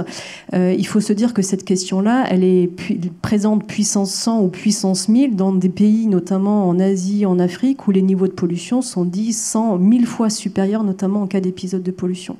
Et donc avec cette question de en quoi le bâtiment préserve et permet de limiter l'exposition à la pollution, cette question elle est encore plus importante. Merci beaucoup pour cette question. Et de fait, vous dites que c'est encore plus important effectivement à l'international. C'est rapide, c'est important aussi de dézoomer. D'ailleurs, le prochain sommet Afrique-France à Bordeaux en juin, le 28e sommet, est sur le sujet de l'urbanisation durable, de la ville durable. On était la semaine dernière à Abidjan pour un sommet préparatoire et ces sujets de qualité de l'air et d'appropriation aussi par région du monde, par ville, etc. de ces problématiques étaient vraiment très haut sur l'agenda, ce qui m'a assez frappé. Est-ce que vous voulez réagir? Donc les liens effectivement avec la densification, l'urbanisation durable, voilà, une très belle question. Alors peut-être juste deux choses. La première, nous, on a commencé à être contactés par des gens qui, effectivement, veulent implanter des crèches et, en ville, là où il y a les enfants et là où il y a les parents, et qui se retrouvent confrontés à des agences régionales de santé qui leur disent si vous voulez la mettre là, ça pose des problèmes parce qu'effectivement les niveaux de pollution extérieure sont très élevés, donc ça nous pose des questions sur l'espace de jeu pour les enfants, sur la façon dont vous traitez ou pas l'air de la crèche, et si vous n'avez pas une capacité à nous garantir qu'on ne va pas surexposer les enfants, on n'acceptera pas que vous implantiez la crèche à cet endroit-là. Et deuxième élément sur lequel je voulais rebondir sur ce que vient de dire Karine, c'est aussi qu'elle vient d'exprimer le fait qu'effectivement la pollution de l'extérieur est plutôt en tendance à la baisse. Et je pense qu'il y a un élément qu'on a un petit peu abordé mais qu'on n'a pas vraiment mis en avant, c'est que sur l'air intérieur, j'ai une vraie crainte qu'on fasse l'inverse en ce moment. En termes de dynamique d'évolution. C'est-à-dire que comme on est effectivement sur une logique d'économie d'énergie, on est en train de faire des bâtiments qui sont de plus en plus étanches, et que ce soit l'OMS ou le CSTV ou d'autres, montrent qu'aujourd'hui, un bâtiment neuf ou un bâtiment rénové, en fait, on se retrouve très rapidement avec des problématiques de qualité de l'air intérieur, notamment sur les moisissures, avec des problématiques de condensation et autres. Et donc, on a un vrai besoin de mieux coupler cet enjeu rénovation énergétique des bâtiments et qualité de l'air intérieur pour éviter de créer les problèmes de demain sur la santé. Si dehors, ça s'améliore, ce serait dommage que dedans, ça se dégrade. Est-ce qu'un autre membre du panel souhaite réagir sur cette question? Benjamin. C'est vrai qu'il y a, merci, je remercie encore Airparif de la contribution qu'il nous apporte. C'est assez nouveau qu'un acteur public de confiance comme Airparif apporte aux acteurs privés comme nous leurs compétences, leur expérience, leurs moyens aussi techniques d'évaluation. Donc c'est vraiment précieux parce que sur cette affaire entre public et privé, qui a raison, qui a tort, on l'a bien vu dans les épisodes récents, donc c'est très complexe et merci encore. Pour nous, c'est des conseils importants, dire de manière micro, c'est question de base, où on place la bouche de prise d'air neuf d'un bâtiment qui est situé porte de Bercy, on l'évoquait, vous voyez les Parisiens, le nœud routier de Bercy, on développe un bâtiment au milieu. Où est-ce qu'on met la bouche de prise d'air neuf? On la met à 10 mètres, 5 mètres, 10 mètres, 20 mètres, nord, sud. Et cette attention-là, aujourd'hui, les bâtiments, quand on les modélise, c'est vrai qu'on les modélise à l'échelle du bâtiment, c'est un peu comme des paquebots sur l'océan, on le met puis on verra bien. Et la mise à disposition de City Information Modeling ou de bases de données plus larges, et la région Île-de-France avec les outils qu'elle développe sur Smart Region, nous permet de voir comment le bâtiment, je le positionne dans son orientation. Alors on sait le faire dans l'orientation solaire avec les héliotronds, mais maintenant de le positionner aussi dans le secteur où il est, et nous aider à prendre la bonne décision une décision, effectivement, ça a l'air futile ou trivial, mais où je mets ma bouche de prise de qualité d'air neuf. Et on est bien surpris, des fois, en rénovation, d'avoir des bâtiments en gestion, et surpris de voir que la bouche d'extraction de l'air vicié du parking est juste à côté de la bouche de reprise de l'air neuf. Et là, une fois qu'on a ça... C'est pas des bâtiments où Veolia ou ICAD sont impliqués, ça? Pas du tout. D'accord, voilà. Ça n'existe pas. Okay, ça n'existe pas. Ça n'existe pas. C'était très théorique, pardonnez-moi. C'était juste très théorique comme approche. D'accord. Ça n'existe pas. Ok, merci beaucoup. Et les sous-sols, c'est un vrai sujet. Il y a de moins en moins de voitures, il y a de plus en plus de parkings vides. Il y a beaucoup d'architectes qui travaillent, et c'est vrai que le dernier appel à projet Réinventer le sous-sol nous a aussi interpellés sur réinventer la manière dont on s'enterre, mais la manière dont on développe des espaces nouveaux, quel type d'usage de ces espaces en sous-sol, et quelle attention et qu'est-ce que ça va générer comme attention sur ces espaces en sous-sol. Beaucoup d'architectes travaillent sur ces questions-là, notamment en Paris, où il y a beaucoup d'espaces vacants, de vides, sur lesquels qu'on doit réinvestir. Et donc, le propos de Karine est tout à fait juste. Parfois même pour des démarches d'agriculture urbaine ou autre chose. Enfin, on voit des usages assez intéressants se développer. On reconquiert la ville. Et c'est vrai que l'étalement urbain, il faut lutter contre cet étalement urbain qui a des effets pervers de pendularité, de circulation, et donc on réinvestit, on concentre, mais concentrer, ça concentre aussi des émissions et des risques, et donc couverture des risques associés. Séraphine, Corinne, non, c'est bon. Alors, on peut encore prendre quelques questions, je pense.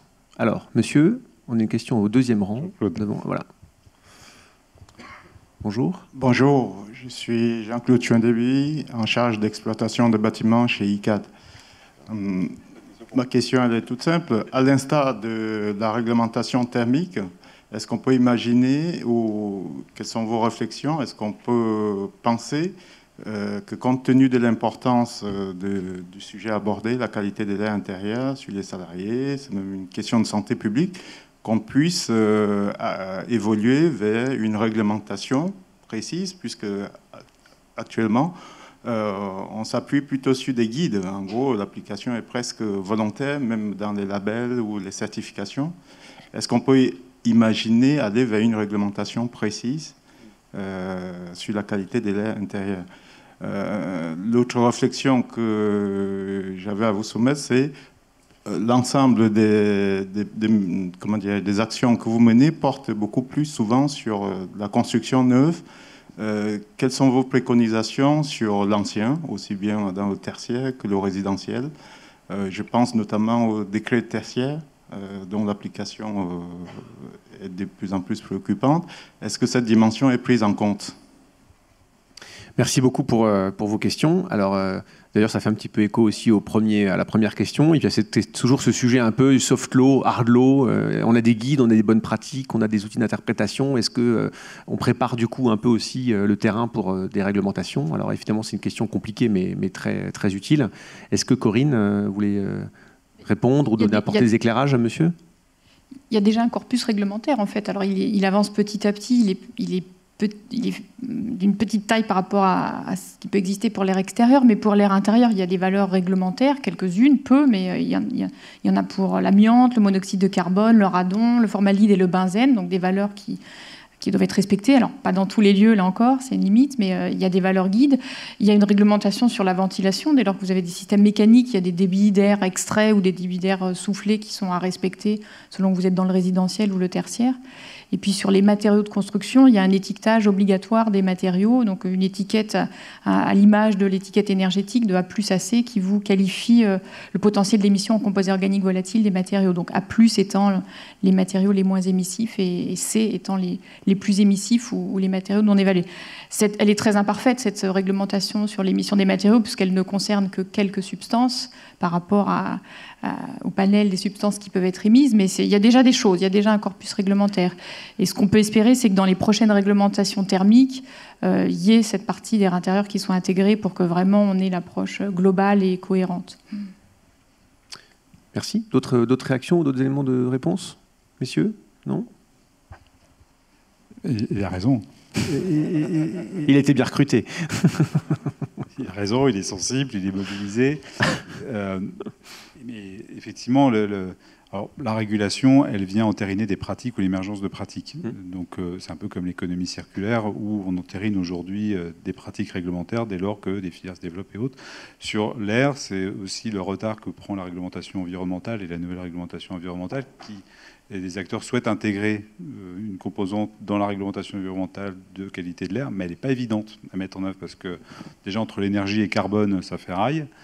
Mais si en plus, l'économie circulaire souhaite aussi s'inviter dans la réglementation environnementale, et donc chacun veut obtenir une place et une considération, un regard dans la prochaine réglementation environnementale, qui fait qu'elle patine un peu dans sa mise en œuvre. Donc des fois, il faut pouvoir plutôt se référer à sur ces côtés-là, sur des labels nouveaux, enfin, sur des labels, renforcer les labels et les référentiels des labels existants sur ces questions-là pour ensuite les entériner dans la réglementation. C'est un peu ce qui s'est fait sur la réglementation environnementale. On était dans un cadre expérimental de label d'État qui est plus c'est moins. Ah oui. Le label d'État a intégré ces considérations-là. Le label a vu les acteurs privés voir comment ils réagissaient à la prise en compte de cette labellisation, l'entérine en réglementation environnementale, et on va poursuivre un label qui va compléter et préparer la RE 2024, 2025, j'en sais rien. Et dans le prochain label d'État, il y aura la considération, la prise en compte de ces considérations-là. Donc on est dans un schéma itératif de progrès continu, mais la réglementation, il faut à un moment donné sortir et qu'elle puisse produire. On est aujourd'hui sur une réglementation qui n'est plus au niveau attendu. Il faut vite entériner une nouvelle réglementation environnementale, quitte à abandonner quelques batailles pour le moment. En laissant le temps au dialogue parties prenantes, comme tu l'as d'ailleurs aussi abordé dans ton intervention. Juste en complément, effectivement, il y a l'approche réglementation qui de toute façon va se durcir, c'est certain. La vitesse aujourd'hui, on a du mal à peut-être la voir, mais ça va venir. Mais du coup, ça peut être vu par certains par une contrainte. Et je pense qu'on peut avoir aussi à l'opposé des choses qui sont plutôt de l'incitation, qui peuvent se faire à deux niveaux. Ce que j'évoquais tout à l'heure en disant, dans une entreprise, aujourd'hui, on voit peut-être le côté plutôt RSE ou santé des salariés. Quand on va commencer à travailler sur la productivité, le coût de la bonne qualité de l'air va peut-être devenir négligeable par rapport aux gains pour l'entreprise. Et à l'inverse aussi, peut-être que des incitations, aujourd'hui on a des certificats d'économie d'énergie pour la rénovation des bâtiments, peut-être qu'on pourrait les bonifier en mettant un bonus si la qualité de l'air intérieur est intégrée dedans, et auquel cas ça faciliterait et ça pousserait les acteurs à agir sur ces questions pour aller plus vite, plutôt que uniquement attendre quelque chose qui sera vécu comme une contrainte. Absolument. Et d'ailleurs, pour rebondir sur un des slides de Benjamin où vous présentiez cette matrice de matérialité, moi, je voudrais dire effectivement que dans de nombreuses analyses de matérialité qu'on mène pour différents groupes, dans l'industrie automobile ou dans d'autres secteurs parfois très variés, ce sujet de la qualité de l'air, il remonte en haut à droite des matrices progressivement et qu'incontestablement, c'est un levier puissant de prise de conscience avec en parallèle la réglementation qui va évoluer. Voilà, mais vraiment, je réinsiste sur ce sujet de dialogue parties prenantes. C'est ce que tu disais très justement dans votre troisième pilier, là, Air Human. Il y a quand même beaucoup d'acteurs autour de la table. Et donc, c'est effectivement souhaitable que les prochaines réglementations, elles continuent à se nourrir de tout ce processus itératif que vous rappeliez et s'assurer que... Voilà. Alors, je me suis engagé à ce qu'on termine à l'heure, mais on peut peut-être prendre une dernière question. Alors, oui. Bonjour, on m'a passé le micro, donc c'est très bien, profitez-en, gardez-le. Donc merci beaucoup pour toutes ces présentations qui sont très intéressantes et du coup je vais rebondir sur les questions précédentes et de réglementation. Donc je suis Cécile Caudron du CEREMA, un établissement public qui travaille, donc fait des études, des expertises sur tout un tas de domaines, dont le bâtiment et la qualité de l'air intérieur, et dont je suis responsable d'ailleurs de la thématique. Et à ce titre, on accompagne les pouvoirs publics et sur la diffusion en fait, de la réglementation et des bonnes pratiques, mais également les collectivités territoriales, de plus en plus, sur la mise en place de la réglementation actuelle de surveillance. Et donc, à ce titre-là, on a quand même très souvent tendance à essayer de trouver avec elle une application en fait, plutôt du volet plan d'action et pas forcément des mesures. Pourquoi ? Parce que souvent, leur problématique, c'est une problématique de moyens à associer. Elles sont évidemment toutes d'accord pour nous dire qu'il faut agir sur la qualité de l'air intérieur, mais il faut rester pragmatique dans les actions. Et donc, on les guide pour ça. Et souvent, on met en place le plan d'action. Donc, on essaie de trouver des actions à plus ou moins long terme pour améliorer petit à petit la qualité de l'air intérieur. Et donc, ça m'intéresse un peu de voir aussi et d'avoir votre avis et vos idées pour mettre en place des actions qui soient à moindre coût, et parce qu'on entend plein de choses et c'est forcément très très intéressant de voir les techniques, les nouvelles techniques qui peuvent être mises en place pour améliorer la qualité de l'air intérieur, mais je crains que tout cela ne soit pas forcément applicable pour les petites collectivités notamment. Et donc, est-ce que vous avez des idées, des réflexions, des pistes que je pourrais aussi intégrer finalement à mes réflexions avec les collectivités? Merci. D'accord. Alors les quick wins, quoi. Comment on peut rapidement et à moindre coût... Exactement. Voilà, en bon français. Alors, messieurs, mesdames, est-ce que quelqu'un souhaite réagir, apporter des idées? Alors, d'ailleurs, est-ce qu'il faut des boîtes à outils demain pour des collectivités, effectivement, de petite taille? Qui peut produire ces boîtes à outils? Comment on peut guider les acteurs? Oui, effectivement, c'est une très bonne question.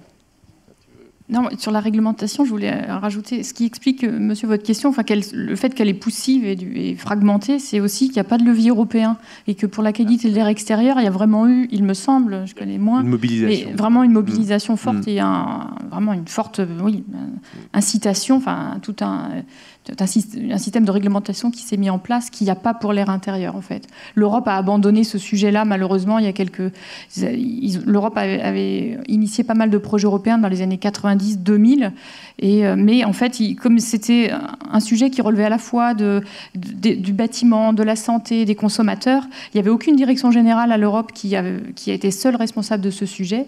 Donc le sujet a disparu et a été abandonné par l'Europe, et le fait que l'Europe ne pousse pas, ça n'aide pas à pousser dans les pays.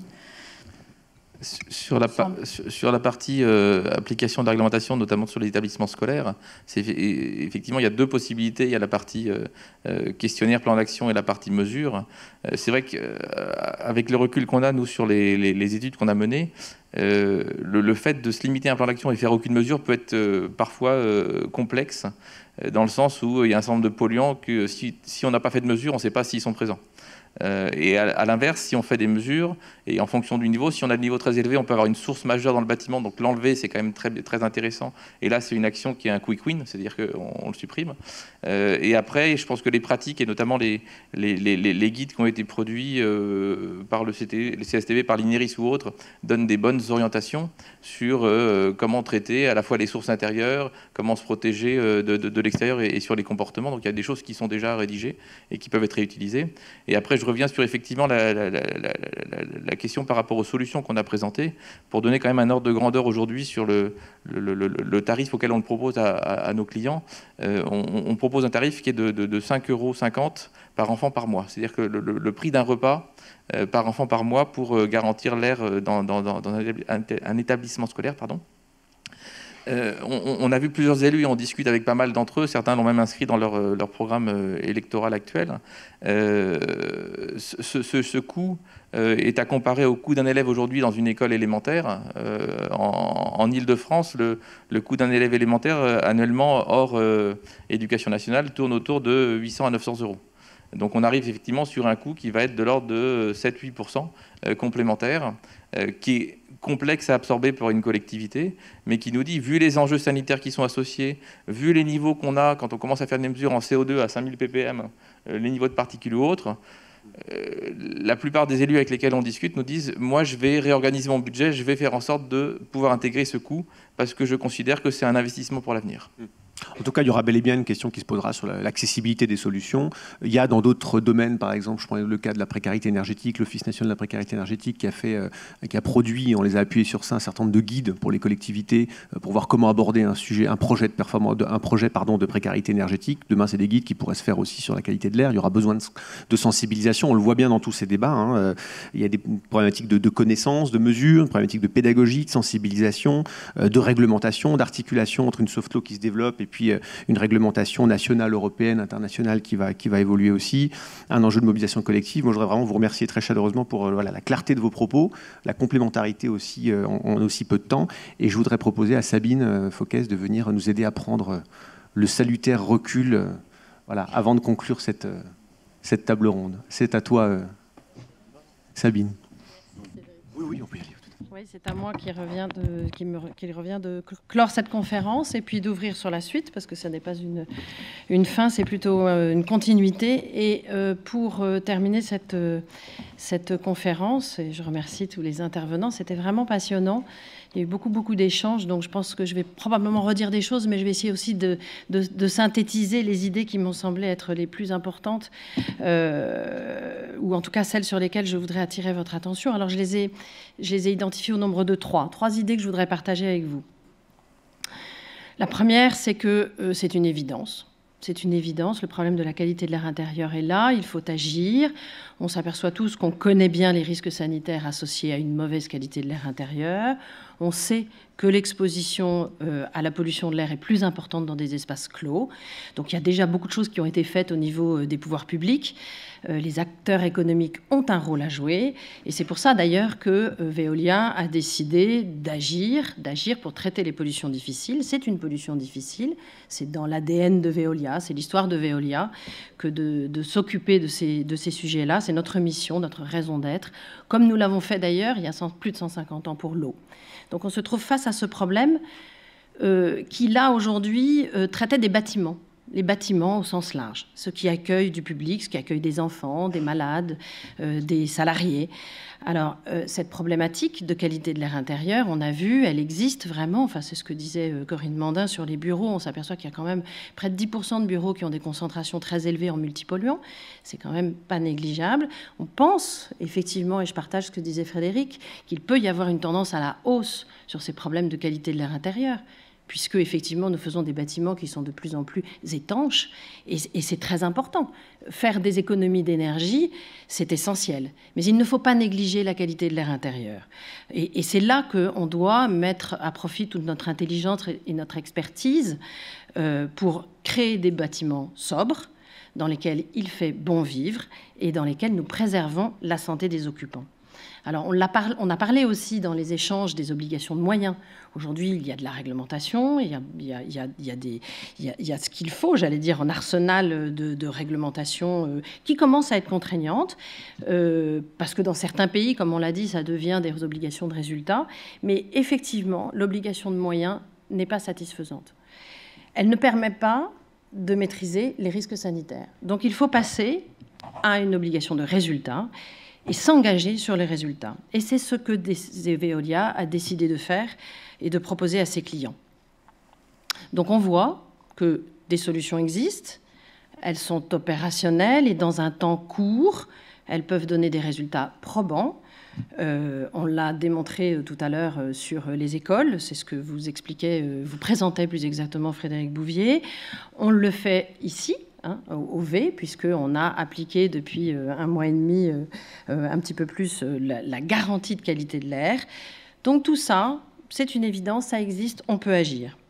Mais si, et j'en viens à ma deuxième idée, si la prise de conscience existe, si les risques sanitaires sont connus, s'il y a aussi une forte attente de la population pour des actions, parce que c'est ce qu'on a repéré au travers des enquêtes qui ont été faites par l'Institut ELAB pour Veolia. On en a fait quelques-unes, que vous pouvez d'ailleurs, auxquelles vous pouvez avoir accès.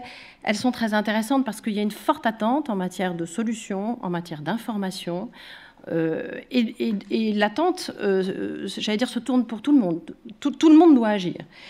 Mais ça pose quand même une question que nous avons abordée dans les échanges, qui est la question de la valeur de la qualité de l'air. La valeur économique de la qualité de l'air. Alors, à titre indicatif, j'ai retrouvé dans les éléments qui sont publiés ce que coûte le coût financier de la pollution de l'air en France. Ça coûte 1 300 € par habitant. Ça donne déjà un élément. En termes de qualité de l'air intérieur, on est face à une responsabilité. Ce que disait tout à l'heure Benjamin. C'est très important, cette notion de responsabilité dans les espaces fermés. Alors, quand on commence à vouloir améliorer la qualité de l'air intérieur, ça a un coût, il faut respecter la réglementation. Les réglementations sont de plus en plus exigeantes, il va y avoir des obligations de résultats, mais face à ce coût, mettons en évidence les bénéfices, les gains. Qu'est-ce qu'on gagne ? On a regardé, avec Frédéric, il en faisait mention tout à l'heure, on a regardé un petit peu comment on pouvait évaluer ce bénéfice. Il y a eu beaucoup d'études qui sortent sur l'effet avéré d'une amélioration de la qualité de l'air intérieur sur l'augmentation de la productivité, sur la baisse de l'absentéisme. Donc ça commence à être valorisé. Alors, je peux vous donner là, à titre indicatif, un ordre de grandeur qui est issu des biblios qu'on a regardés et des études que nous avons faites avec nos équipes. Si on cherche à atteindre un niveau de CO2 qui respecte les recommandations de l'OMS dans tous les bâtiments bureaux, alors ça génère des coûts énergétiques. Ces coûts énergétiques induits sont de l'ordre de 1 € le mètre carré à 2 € le mètre carré. C'est à peu près ce qu'on trouve dans la biblio. Ce qu'on trouve aussi en face à ça, c'est que les bénéfices induits sur la productivité et sur la baisse de l'absentéisme tournent autour de 150 à 300 € le mètre carré. Donc on commence à voir tout de suite le changement de paradigme. Alors effectivement, là, on se dit, ils sont 100 à 300 fois supérieurs aux coûts énergétiques et à la maintenance, selon les scénarios, bien sûr, et les types de bâtiments. Après, si on déplace ce raisonnement, on a les gains générés sur l'attractivité d'un bureau, sur la valorisation d'un patrimoine, et puis sans oublier la santé, bien sûr, qui bien sûr, est la première des choses à prendre en compte. Et donc, on a d'autres idées. Frédéric, effectivement, citait les CE bonifiés par la qualité de l'air intérieur. On voit qu'on peut inventer, trouver un modèle économique sur lequel il faut encore travailler, mais qui va nous faire passer d'une logique de coût à une logique de bénéfices et de gains. Donc, c'est une opportunité. Et c'est ma troisième idée. C'est une formidable opportunité pour construire cette filière de la qualité de l'air intérieur. Alors, on l'a dit, ICAD et Veolia et le pôle de compétences air de Veolia, on a été très sollicités depuis qu'on travaille sur la qualité de l'air intérieur. Benjamin le disait tout à l'heure, il a eu beaucoup de sollicitations de la part de start-up, d'entreprises, nous aussi, avec Frédéric.